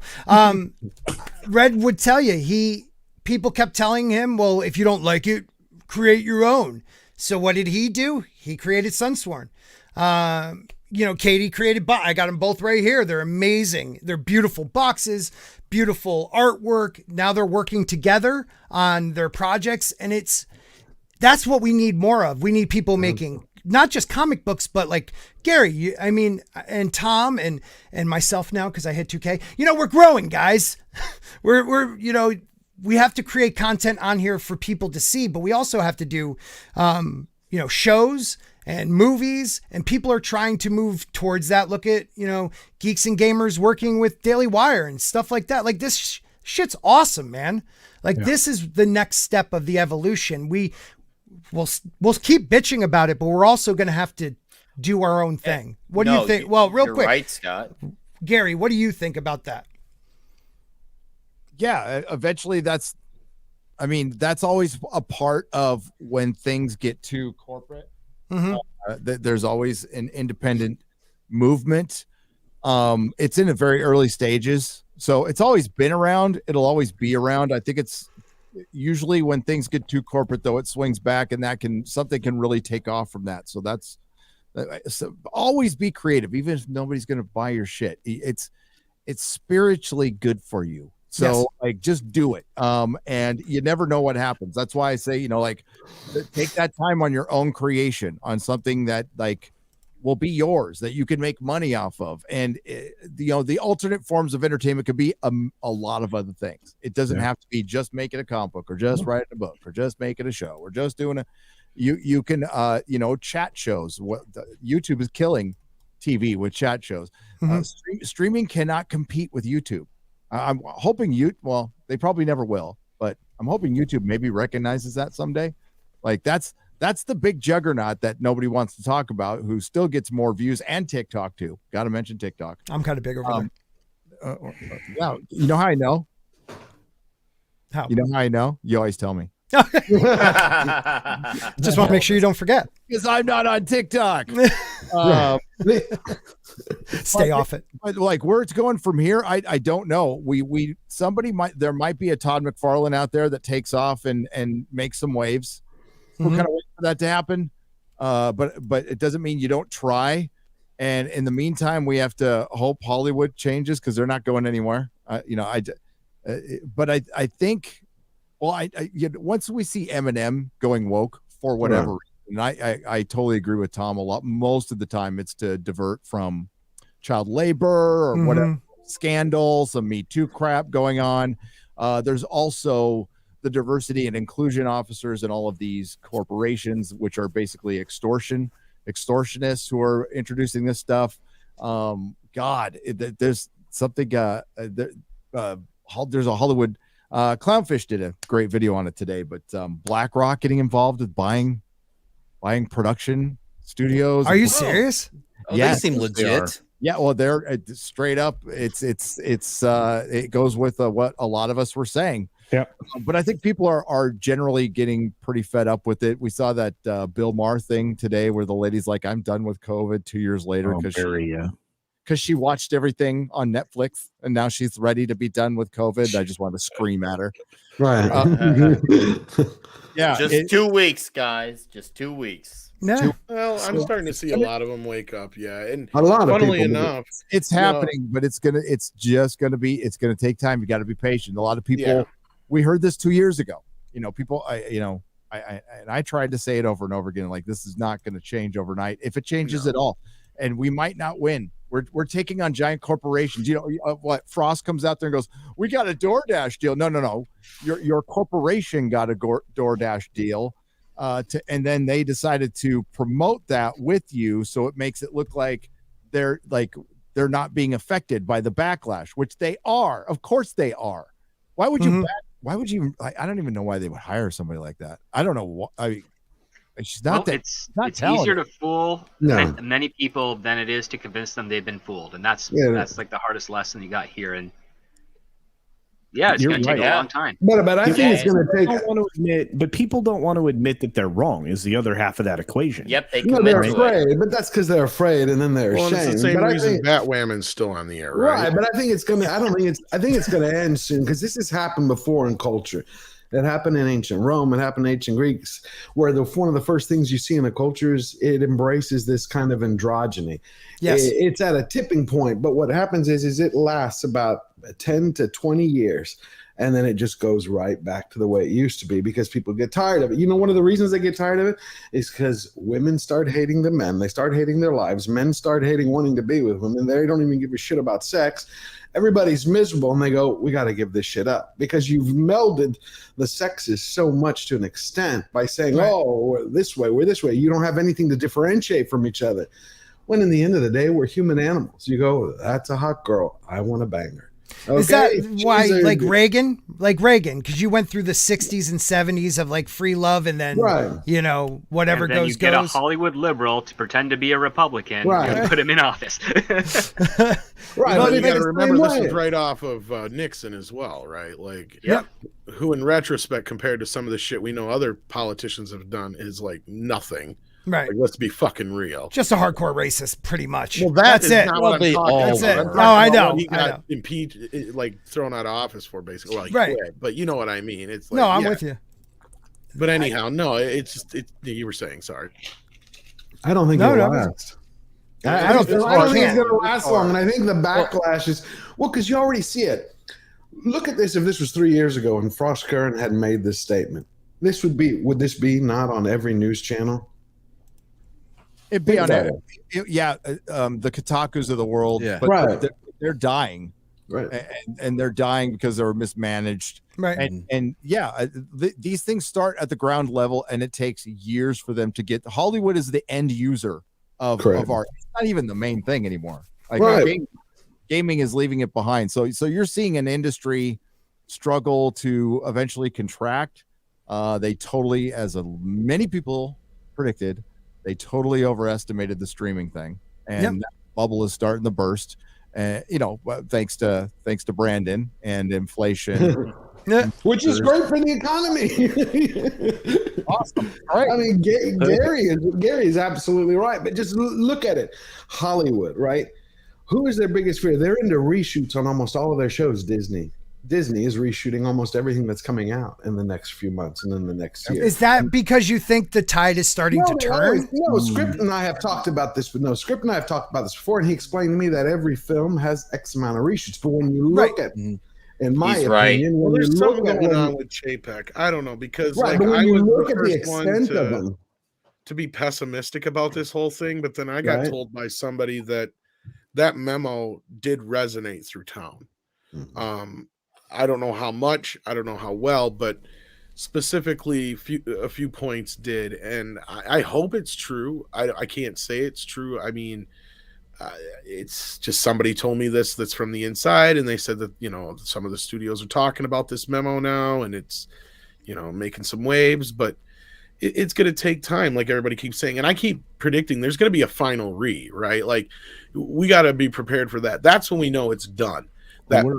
That final dying scream of, and that's where they inject and interject as much as possible and try to go as extreme as possible. And I thought we had gotten to that point here more recently. Yeah, like Birds of Prey. Well, not just that, but just some of the way they've been like obnoxiously like throwing it in our face, right? Like, because for years, us over at Midnight's Edge been reporting on this and that and the other over at Star Trek, and they'll deny shit up and down, left and right till Sunday. Well, then they totally about-faced, right? They just come flat out and said, oh, no, we're doing this on purpose. The message comes first, right? All these things. And then they've quietly admitted to like half a dozen of the things that we've been reporting for years in behind the scenes while all this other stuff's going on, because nobody gives a shit about Star Trek anymore. Right? Like, now they're finally admitting, yeah, it has to be 25% different. Oh, who told you that? Right. Right, and you got destroyed for it. Right, and all this other stuff they've been doing lately. It's I hope it all comes to a head, but you do. But you have to look at the whole picture. What did not exist in the 60s? What you didn't have was the internet. You didn't have these little mobile devices where anyone could access it. So once you start, now our biggest problem is that people in the 50s would wake up quicker. because they were, I would say, more based. They would say, okay, this They is just going gone on. through a freaking bunch of war and shit. I know, but the problem is what are the corporations facing? What they're facing is that as people wake up, they start telling their individual stories. And that's what people like. Gary's been talking about it for years. People like authentic. A corporation cannot create something organically to make it authentic. And people are like, that's phony. Why are they going to YouTube or all the other places, Rumble? So what happens is the studios are sitting here going, how do we compete with this? Well, we can't. So we're going to push the message. That can only take you so long. Even with, let's go Brandon Uncle Biden out there giving them checks every so often. You can't continue to do that because they also have shareholders. But it's the honesty thing, right? Right. I think so. And that's what, Gary, you always say, just be your true self, be honest to your, and don't dish your fans. Like, we have 156 people watching right now. That is amazing for my channel. I really appreciate it. I hope you guys subscribe to myself and everybody here. Give Gary a hand. Like, truthfully, it's because of you guys. Why would I want to then rip on you? Unless it's like fun banter. But like the idea of like blaming you for what's going wrong with my channel or my life, I can't fathom it. Gary, like, I don't know what to think about it. Like a narcissist. She's an egomaniac. She's a narcissist. She hates injustice, by the way. Injustice. And she's dumb. She's dumb as a bag of hammers. She went out there, and then you have people like Sussler, who like is clearly bipolar, just in off his meds, and like they thought it was gonna work. And by the way, I don't think it's a coincidence that like our numbers have shot up since this has started. Like just Geeks and Gamers, my numbers way up, way up from normal. So I don't know. I coincidence? Maybe more people just recognize like, hey, these people can like say whatever mostly whatever we want and have some fun and just like not worry about it. Like that's being real. And then then you go one step further though, and you find out that we're not bad people. We'll just make fun of shit and we'll call bullshit out. Like, you know what?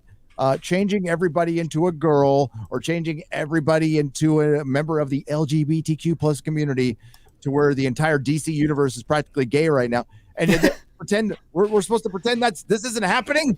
It's like it's ridiculous. So it's not this revolutionary. I don't feel like it is. I'm just like calling this shit out, and so are you. Does it feel revolutionary? It shouldn't, because we're just saying that we're telling you how we see it, and it's the truth. Right.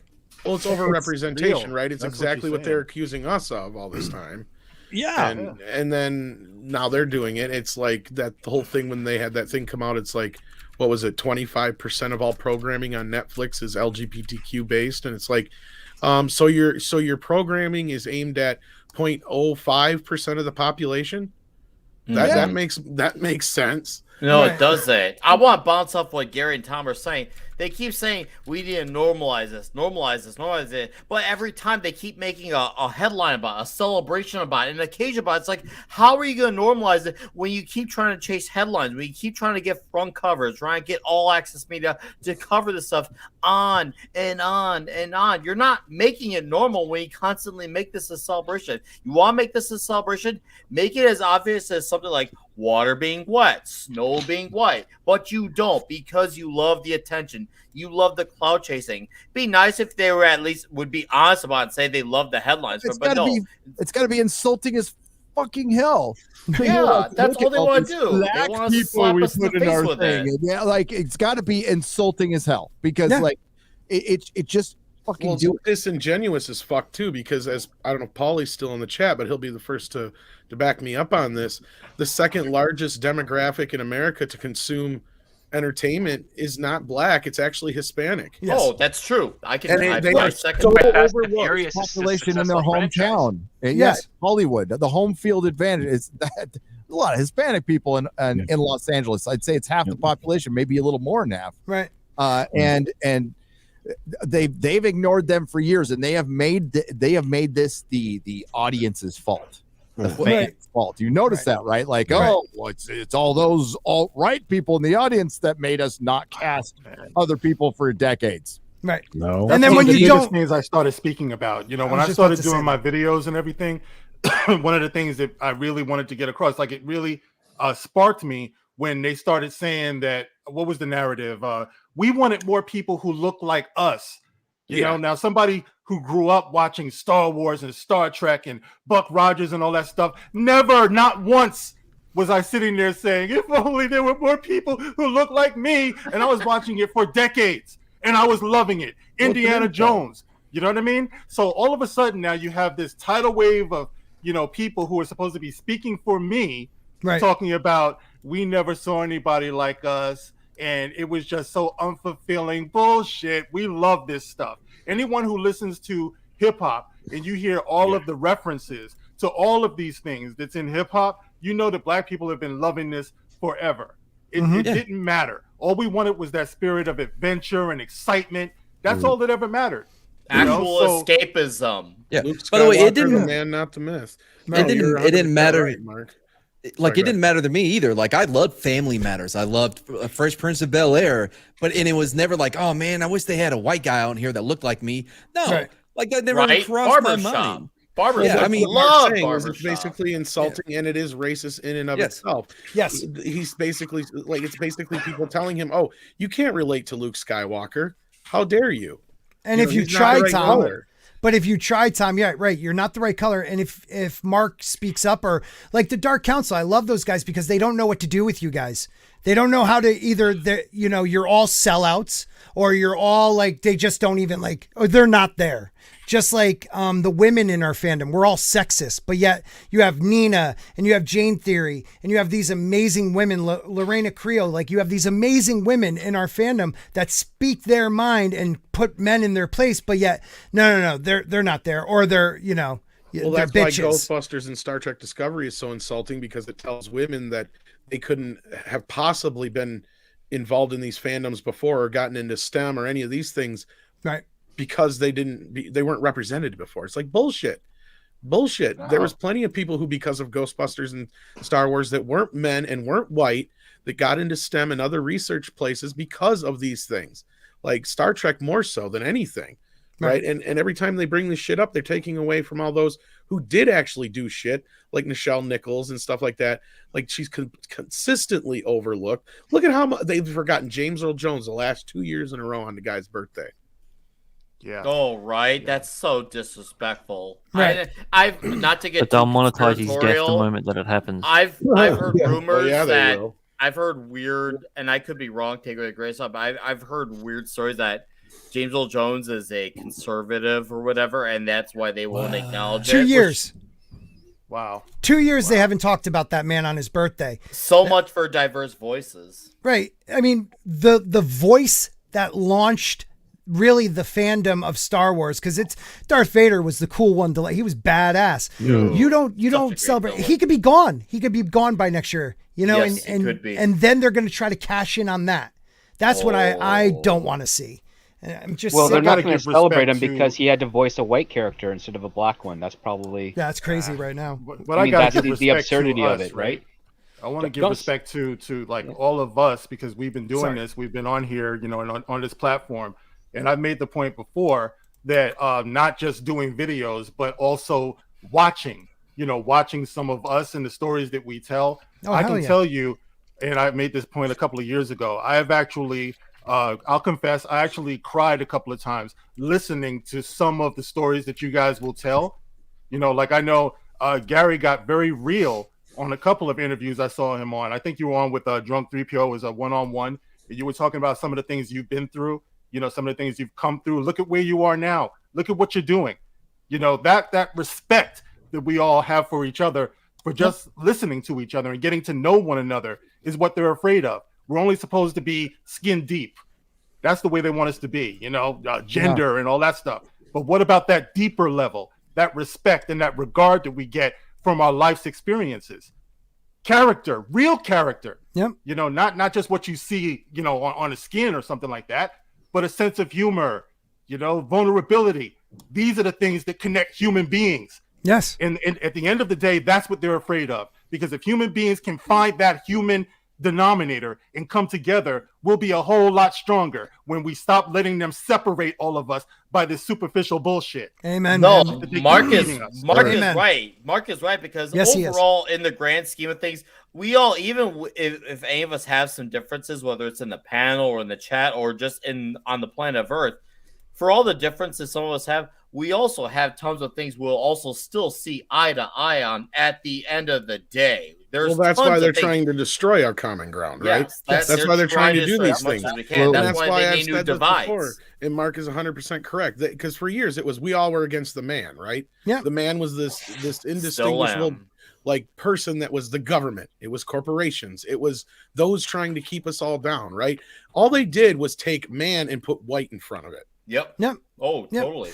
I mean, it was always kind of implied the man was like the government white man in charge, but like it was like more of like a joke. It was more like a joke. And now it's like that's like Jane and Lorena taught me, like they hated the term POC because it takes everybody that's not white and puts them in one category and then puts white people in another. So now you just you mix everybody, like, just because you're black doesn't mean you're the same as a Jamaican is not the same as somebody who comes from Africa, like somebody who grew up in the United States. They all have, just like white people have their own experiences.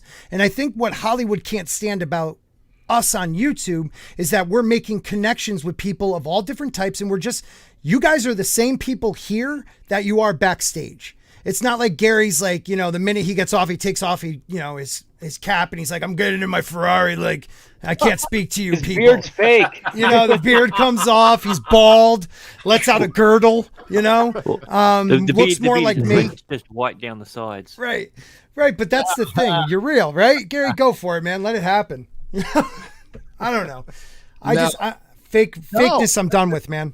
That's and it really keeps us from like what we were evolving, not perfectly. Okay, I'm not going to sit here and tell you things are great. Of course there's still racism and no, life isn't fair and people experience and there's definitely inadequacies in our system. We can all agree on that, right? I've seen them myself by being locked up. I've seen these but the fact that there's more black people than white people in prison when they're 11% of the population, that's a fucking problem. Yep. I don't know how to solve that problem, but it was shocking fucking seeing it. Right. But like, I don't know how to fix that. And it's something we need to get fixed, but we're never going to fucking fix it if we can't even fucking talk. If they're keeping us separated and like everything is just white supremacist and bad, we just need to destroy it. It's like, what? Right.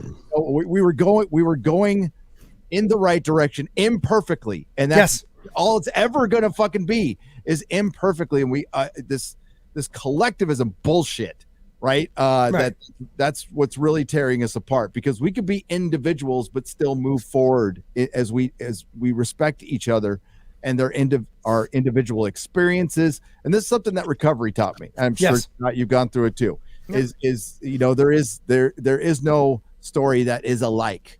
Right. And every life has value, and minus a couple of things, there can be a redemption story for everybody. Yep. Oh yeah.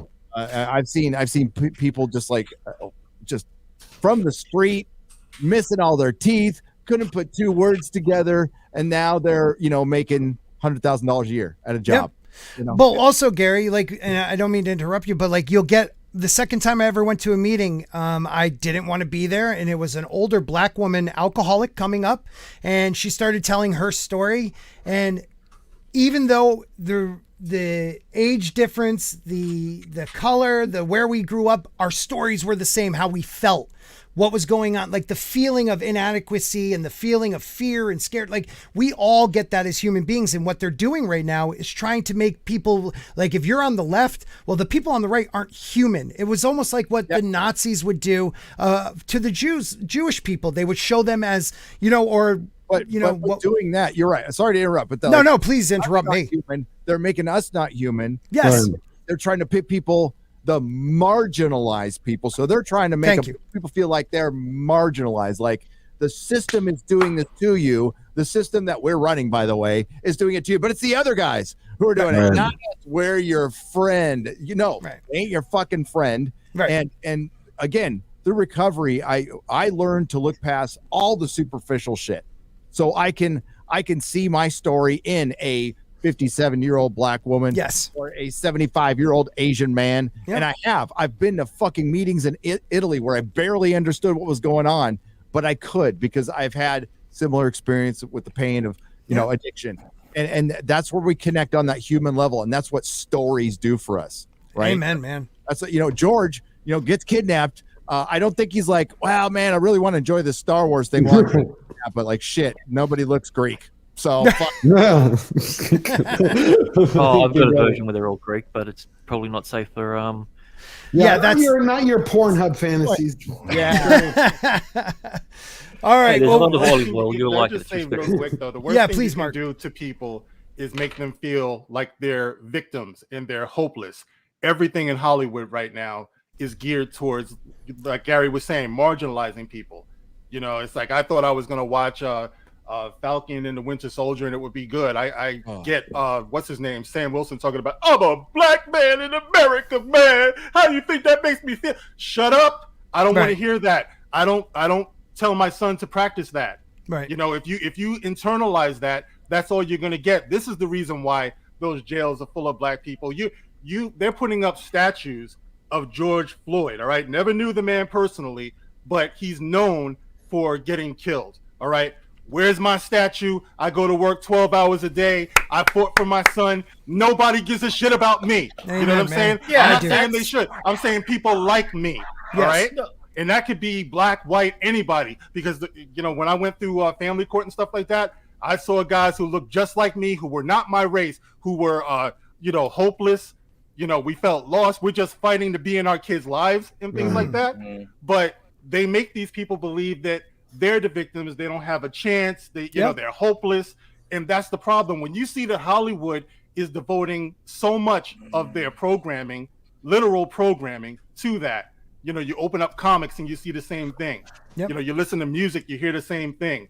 There's a problem. And then on the other side of that, you want to do your little CRT. You want to teach white kids that they're guilty of oppressing people. You are completely fucking up the future because you're not letting anybody feel good about who they are. Right. You know, Well, whether you're they're a victim or intending you're an to do oppressor. that. But that brings us right back to where we're at now. Do you know what's great about what you just said, Mark, and what Gary just said is the fact that one of the reasons they hate everyone who has their own story is because they bring people together. When we get down to the end of it, at the end of the day, they want to keep people divided.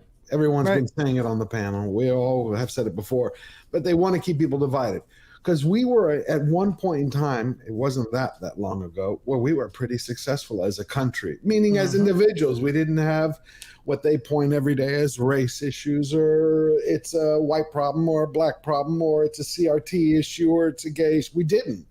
We had bad people and good people, which we've had since the dawn of time.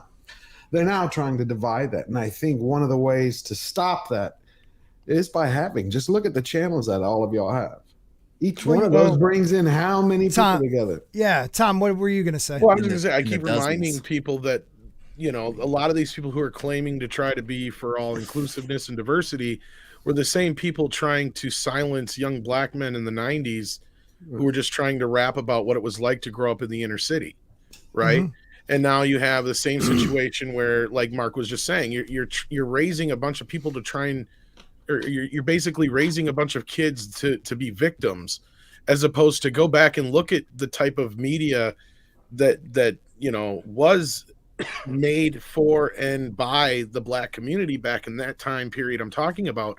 All that stuff was cautionary tales, right? It was how to get through this life, even though it's going to be a little tougher because of the color of your skin and where you grow up, you know, as opposed to now where it's all because of the way the system is set up. It's like they're just relishing being a victim, and that goes right back to this Frost thing, right? She created herself this situation where she's a victim now, and she's just cashing in on that. That's where I just want to say before you get away from that, I love you for that, Tom. I love you for that. You know, being able to make that point, because that's the era that I grew up in. You know, back then, everything was cautionary. You know, and you knew that the artists cared about the community that they came from because they didn't glorify and glamorize things that were going to get them messed up. You know, but today that's not what it is. You know, you have to fight through everything in pop culture just to successfully raise your children these days. Yeah, it's terrible. Oh, ain't They that had the the truth? mentality with it as well. That was the whole thing. Like even this man next to me here, George, he said something to me which changed my perspective. He never called himself a victim. He called himself a survivor. And when I go back and listen to all the stuff, especially from the early 90s and the early hip hop and rap that I was into, it wasn't about them being victims. It was about them surviving. And it was their story and telling their story. That's a huge difference. And if you can, they don't want kids to be known as survivors. Even if they want to have the mentality that life is tough for them, have the mentality of a survivor to get through it, because it gives you something that you've accomplished. It automatically puts you at a higher mental threshold than it does by saying that you're a victim. Yes, sir. And that's what they want. They want people to be victims, because with modern movies and TVs, they're expecting someone to come in and save them. And that savior is not going to. It's not God. And they anymore. want that savior to be government. They want never gonna government be to be the savior. They say, "Oh, the government will save you." The government, because they have totally been the savior to all of our problems. Need look no further than the last 2 years, because like we're here to help, but we went from 2 weeks to mask to 2 max and Fauci with, hey, no mask to 800 to vax to, oh, now you need a booster to, and we're not doctors, by the way. I'm going to say that. This is his own personal view. Yeah, all personal view. But the point is that they're acting like, oh, we're going to save your problems. They want you to wait for them to solve your problem. And this is one of the reasons why I'm so glad I got this channel started, because I realized once this whole spiel that started in the world happened, I realized I'm not going to wait for the state to make a move to decide on what my life is going to be. I got to make my own moves. I need to plant my own seeds and let my own garden blossom and make my decisions going forward. And that was a big eye-opener for me. That was one of the hugest red pillars for me, is realizing that I come into grips with that reality. Because I knew right then and there this was going to be 1 2 weeks. I knew it was. Of course, man. It's one of those things where they just kept going, hey, let's see if we could get them to do nothing for 2 weeks. Hey, let's see if we do this. Tell them not to wear masks, and let's then tell them to wear masks. And if they say they shouldn't wear masks, we're going to call them, oh, they're just, anti-maskers. And then there's always a new buzzword. So, but that's what I mean. It wasn't this. Well, what I realized was people who were quiet were just quiet because they're like, this will blow over. And then once you started going after people's kids, and making, look, they just arrested a 9-year-old girl in New York for not having her V card on her. Is that for sure? Or is that is for sure. Or is okay. I've been waiting for context on that story before. No, that is for sure. I don't know. All I know is I want to talk about one more topic before we call it, and it's been 2 hours, and I just want to get Gary's view on this. So, and I don't want to hold him for much longer. So it was a good stop. Let's just push past it, and then we'll do some super chats. And I really appreciate everybody here tonight. But I wanted to touch on this one right here, and that's disclosure or deception. New UFO Pentagon office divides believers. Wow, that was a great transition, Scott. The U.S. government hasn't comprehensively studied UFOs in decades, but not all ufologists are excited about a new Pentagon investigative office. So they just established a new office signed into law just before New Year's to study unidentified aerial phenomenons. That's the new name. Has divided the loose community of activists, researchers, and pseudoscientists who hunt for proof that are not alone in the universe. So, sorry to interrupt you, Scott. Did that guy just get eaten by a bear in that video? Yeah, I thought that was Walton for a second. Yeah, let's go back and see. Admits to killing. No, that's not that one. No, there was a video further it's in the down. bottom right. It's in the bottom right. Got eaten by a bear or something. Not anymore. It was the video. Yeah, I would have to go back before that. Damn it, I missed it. So, Gary, you're as big into UFOs and stuff like that. It's a good thing he died of COVID, not the bear bite, according to the thing on the bottom there. That's the truth. Yeah, the bear was on high. Bear was high. I've lost control. At least it wasn't like Cocaine Bear. Yeah, Cocaine Bear's the worst. R.I.P. Cocaine Bear. Coming this a lot of plans. He had a lot of plans, just 5 minutes to live. Damn. So, what is the question? Do we believe in UFOs? Yes. No. Disclosure. Are they trying to disclose, or are they trying to deceive us as they have so many times in the past? Yes and yes. So what they're doing is the classic misinformation. They're giving us a trickle of truth to cover up something that's probably far more nefarious and scary. Very, very scary. I can't believe I'm saying this. We lost an ally when what's his name now? He was the head of the Senate forever. The guy from Vegas. What's his name? Democrat. Yeah. Reed. Harry Reid. Yeah, Harry Reid died, right? So Harry Reid just died, and he was the guy who was getting a lot of this out, but he was also like an entrenched Washington. He believed in him. Yeah. So I think through Luel Zondo and all that we did get some actual like that. The Tic Tac, that thing's real. And whatever it is, if it's a Chinese drone, we should be scared to death. Of course, Jesus, if that's a drone. More scared if it's an alien. It has to be an alien because China just steals the shit from us. Look, I'm not saying it's aliens, but it's China. It's not China. They steal. Well said, Tom. It's not China. If you look at what we've gotten, it broke the law of physics. Like we do not have that kind of technology. There was no propulsion, and it went from the surface of the ocean to the atmosphere. That's not even 100 years away, Gary. That's like a couple hundred years away. So if you look at what they just released before all this went down, they released a 6-page report on 141 sightings of right over since 2004. And they're like, most of it was technology things. Or birds, maybe a balloon. Who knows? That's all we got out of it. That's it. Well, that's why they write here. They're like, our national security efforts rely on aerial supremacy, and these I can never say this word. Phenomena. Thank you, brother. Present a challenge to our dominance, said the Senator Christine Gillibrand from New York, who spearheaded the bipartisan measure. She goes on to say, the United States needs a coordinated effort to take control and understand whether these aerial phenomenon belong to a foreign government or something else altogether. Well, a foreign government would be alien also. So listen, if a foreign government had because you got to think about the leap from us to this technology is beyond just 100 years. Is crazy. So if they did, what is stopping them from smacking that ass over here? Nothing. If they had that much technology, they could just smack us around and do whatever they want. They would have complete command of the sky throughout the globe. So if that's not what's happening, then what is it? Because clearly they're passive. They're not actively engaging us. No, they've been keeping an eye on us for a very long time. That's all it is. I think it's outpost research. Yep. And like they get caught once in a while, but most of the time they're cloaked or they're in the ocean. I mean, we have explored not even 10% of our ocean. We know the moon better than we know our own ocean. So they could be interdimensional. They could be us from the future. I'm open to all of that shit. I think it's fascinating. Same here.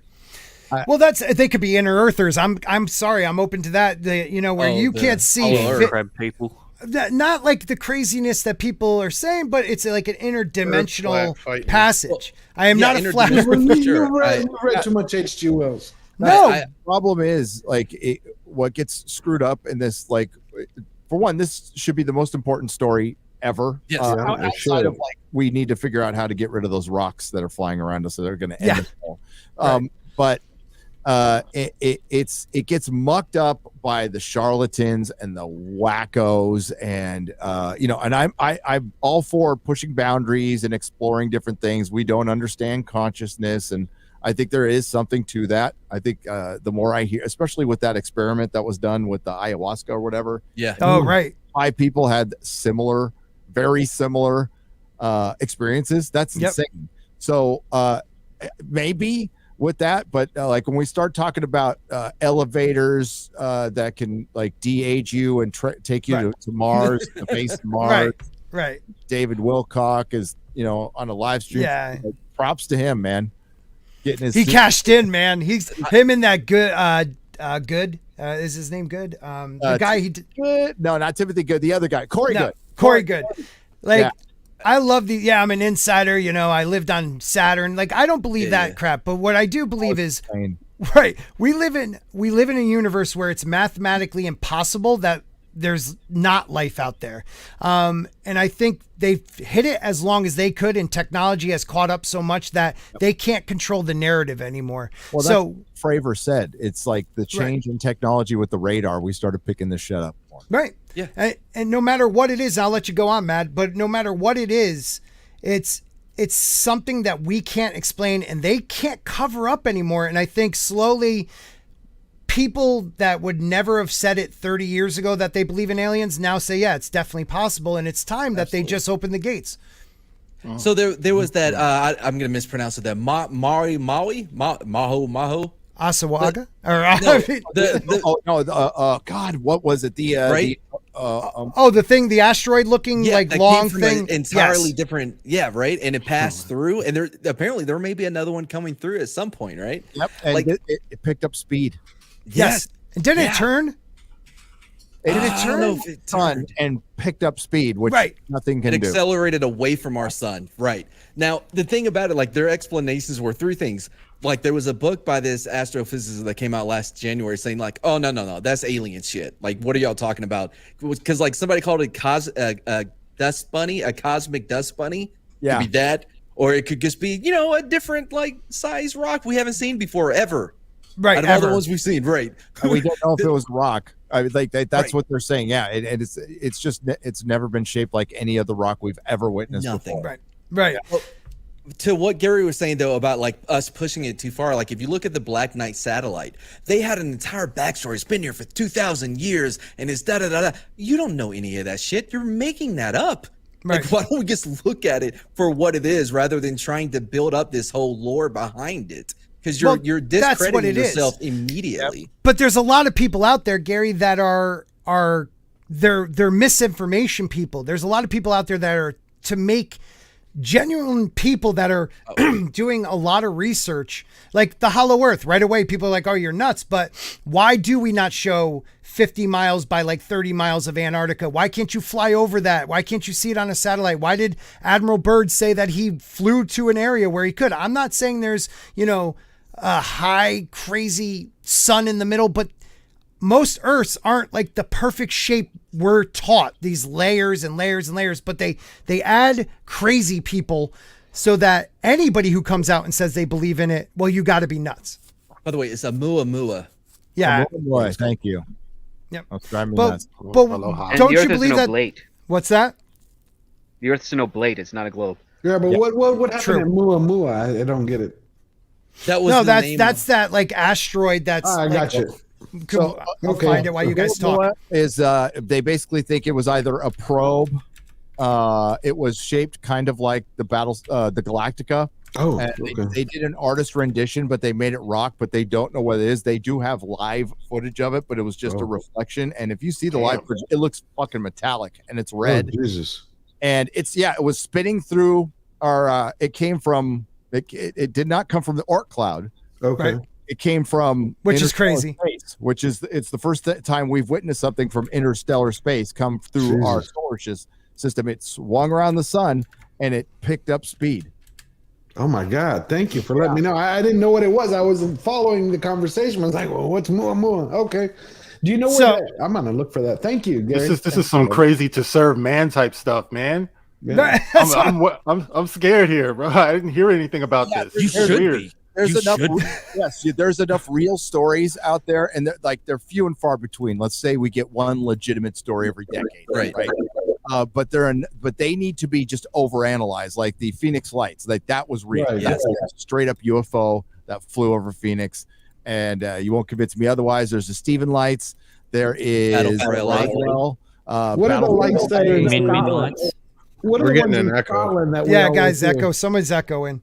I'm gonna say it. Those are space turds. Go back to 2000 before Stephen Greer went crazy and turned into a guru man. Yeah. He did organize the disclosure press conference, and just listen to those guys. He gathered up guys who they weren't into UFOs at all. They all worked for the government. Yeah. They were air traffic controllers, airline pilots, and some of them were working on nuclear bases. Okay. And they tell their stories, and they'll freak you out. Yeah, absolutely freak you out in a good way. I love it because I don't Look think how long that we've been talking about it though, since World War II, the Foo Fighters, right? Yeah. Like, well, I mean, it goes even back farther than that. I mean, you got pictures, you got Well, you got paintings from medieval times where it's like a biblical painting, but you could see there's a UFO like in the background. Like it's definitely a UFO. Like people were trying, they just didn't know how to explain it. Yeah. They used their terms. So instead of, it's a chariot that came down and took him up to see, the gods. It's actually a spaceship. That's how, so a lot of the Bible stuff, and I'm sorry, I don't mean to disrespect, nobody's religion, but there's, when they speak of chariots coming down and taking them up and flying, into space and looking at Earth from, well, that could easily have been an encounter with higher intelligence, so, like Jesus. Yeah, he was an alien. I don't know. It's just, it's interesting to me. I think it's been happening a long time. The jump in our own evolution is not really the way it should have happened. We advanced way too fast. We're also like set up for not this planet, but Mars. Like our eyes would do better on a Martian day. Our skin burns in the sun, but yet it wouldn't on Mars. Like there's just some crazy stuff that we freeze to death on Mars. Yeah, back problems, right, Gary? Problems. Yeah, well, if there was an atmosphere on Mars, we wouldn't, but we would right now. Yeah. Like why do we have back problems? How many animals have back problems? Not many. Not many. Dogs do, right? Somebody violated the Prime Directive. Dogs have been breeded like beyond what they originally were. Oh, they were huge in one time. Now you got them like they fit in your pocket. Yep. Real quick, what Scott was talking about, like if you look at it like myths, right? It's like the bandage we put on the wound of what we don't know, of the unknown, right? We're trying to like express what it is that we're seeing. Like if you see like the flying turtles, like where they carved it out and wherever they carved those things at, right? Like if you think about it, like if you're looking up and you're seeing this thing for the first time, you've never seen anything like it. You're gonna try to take that into the best way you can to tell others. Right. Yeah, flying saucers, Tic Tacs. We've all given different names of wordly objects that are the same thing. So yeah, makes sense. Yeah, you take they're definitely right? interdimensional. They're not traveling across like. I believe if they are, they're bending. They're using wormholes. But yeah, they're probably interdimensional if anything. I think that also explains ghost. A lot of bleeding over. If you think of phasing multiverse, in, phasing out. Yep. I believe in the multiverse. Yeah, I blame Russell T. Davis for that version of it. But there you go. Yeah. I mean, is that a crazy thing to believe in the like? I just, as a kid, the first time I heard about it, I'm like, that just makes sense. Yeah, Kabbalists have been talking about it for 5,000 years, actually. Yep. Jewish mystics, I'm basically saying, they talk about string theory. Yeah, there's lots of religions actually when you look at their Gnostic texts. Well, I know I know that for myself, and I know Gary's big into it, and I know a couple other people are into it. Do you think disclosure can happen in our lifetime? It will, but it won't be the government. It'll be somebody else's government, or it'll be just the freaking UFO landing on the White House. Just show up and go. Something happened that's undeniable. Yeah, like Phoenix Lights happened today. We would have gotten clear footage of it, and we would have been able to see it. We just got unlucky, and we were lucky enough to see what we did see from it. And we are. Unfortunately, it gets mixed up with the fakes, but we're seeing more of the triangles, which I kind of think that's us. But you always get that, Gary, where the first thing they say is how come the pictures are never clear? How come that that's how they start trying to poke holes? How many Black Panthers have you gotten a picture of? How many? I've lived in Southern California most of my life. Outside of 18 years in San Francisco, I lived in Southern California. There's mountain lions all over the place. I have never seen one. There you go. Life. Take a pic. How many pictures of like when was the last time you met a Nazi? Like a legit they tried to accuse everyone of being. Right. For that. Well, we have bald eagles in my state. I've never seen one. I seen one. I seen a bald eagle in the wild. That was awesome. Take your hat Australia is not even a real place. So like, Take your hat off. Yes. I've seen one in my entire life. I've seen one. Just one. But that goes to show you. Now you're the crazy guy because you saw one. You never saw. The bald eagles aren't real. You know what I mean? Like, yeah. People would used to think certain animals weren't real until we discovered them again. You know, like, oh, that was just a story. You know what? Yeah, until Alex Jones was right What's about that, Tom? the whole ghost. PS5s. PS5s. I don't believe this. I have one. I just got one. I just got one. Oh, you too? I just got one this week. I've never seen it. I'll send you a picture. Yeah, I got my Ratchet and Clank, and I got my Guardians game, and I hear Magus is in it too, so I'm stoked. That Guardians game is a lot of fun, bro. I loved it. I'm like, dude, Magus is in it? The extension of Adam Warlock? Hell yeah. It was a fucking good game. Oh. Is it a PS5 game? Is it only a PS5 game? No, it's Xbox. No, it's the Xbox Series X as well. It's on PS4 as well. Is it on Steam yet? Yeah. No. Which I'm a PC gamer, man. I got to learn how to do that, man. I'm on Richard 3, and I'm staring at Yennefer's ass, and I'm. look at her. Did you find the key? So toxic. Yes, Did you find the key, Gary?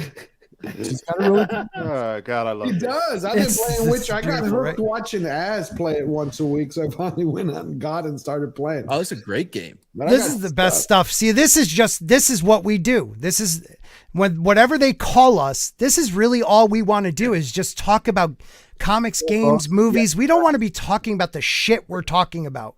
When Scott ends this, we're going to sit in the back and we're going to talk about the same shit we're talking about now. That's why I meant by everybody's the same here as they are back. Don't forget boobies. Yeah, boobies. Yeah. So I am going to end it though because it's been 2 hours and 20 minutes.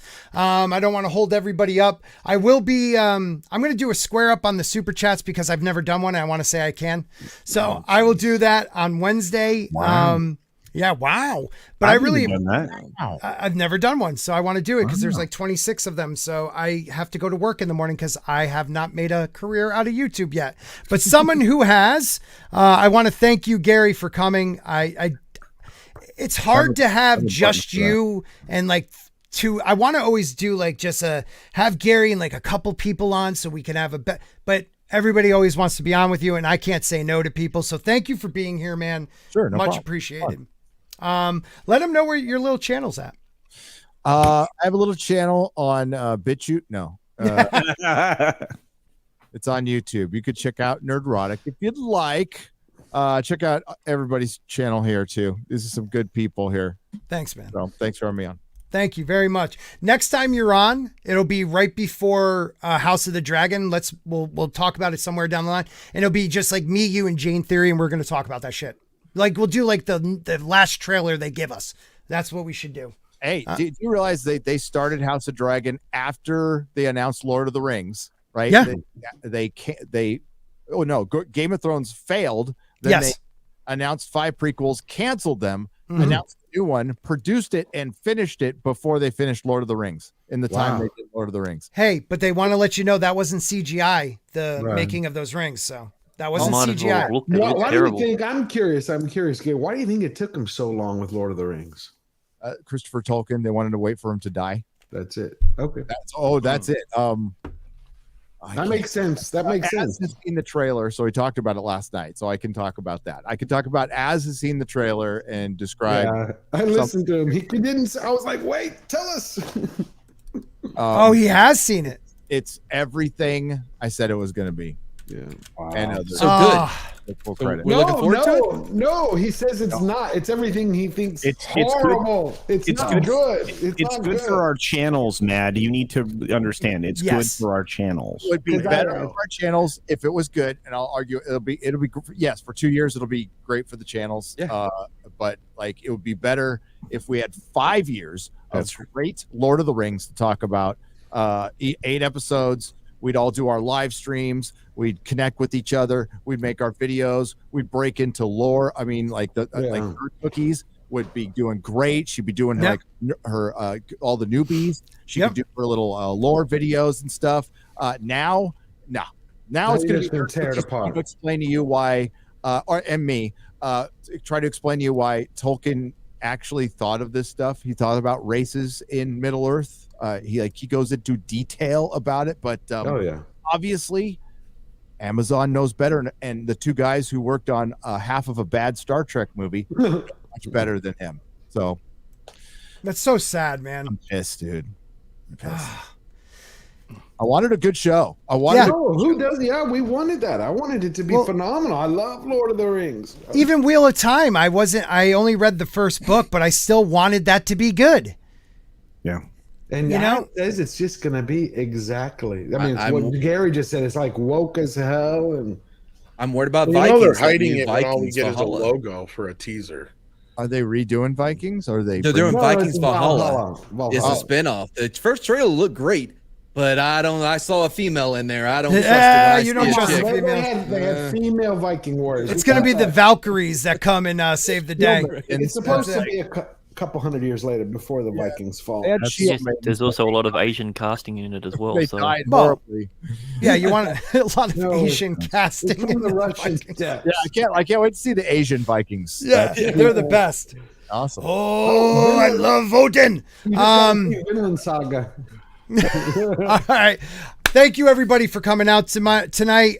Please subscribe to everybody on the panel. Their links are in the chat. It's been amazing. Thank you, guys. I think I've almost already gained like another 30 or 40 subs. If you're watching this afterwards, please make sure to subscribe to everyone, because that's the only way we can get you that. Comment, like, share, because that's the only way smaller channels like ours will get the algorithm game going with YouTube. So thank you to everybody out there. We write down names, so we'll know who's doing and who's not. Well, we also don't have... One more thing? Yeah, please, Mark. Nerdrotic.com. Always wanted to say that. Clear Gary's presence. Grant, did you have... we'll talk backstage. But I wanted to thank everybody. Have a great night. And this goes out, seriously, thank you for all the super chats. Thank you for all the birthday wishes, super stickers, and... seriously, my channel members, like, it's a joke with us because I give you guys nothing extra, and you guys still support nothing. You can add, you really can, and you guys still support my channel, and it just, this community is unbelievably amazing, and I'm still learning this game and learning how to be better at this, and I'll keep trying. So thank you for the support, guys, and hopefully in 2022 I can do more stuff for you. Maybe some special streams, but this one goes out to you guys. Take care, everybody. Have a great night. Bye, Gary. Happy birthday, Scott. Thanks, buddy. Can I have my $20 now for being here? I thought it was 15 because it's my birthday. I felt this was going to be something special because you built it up. You're like, this goes out to all of y'all. Well, because I was waiting for Culture to make a new one. He hasn't. He has 2 editors. He's not going to make yours. I know, he Echo sucks. Casino. I just need that guy to tell you this, Scott, but you really need to lose some weight before you wear that costume. That's messed up.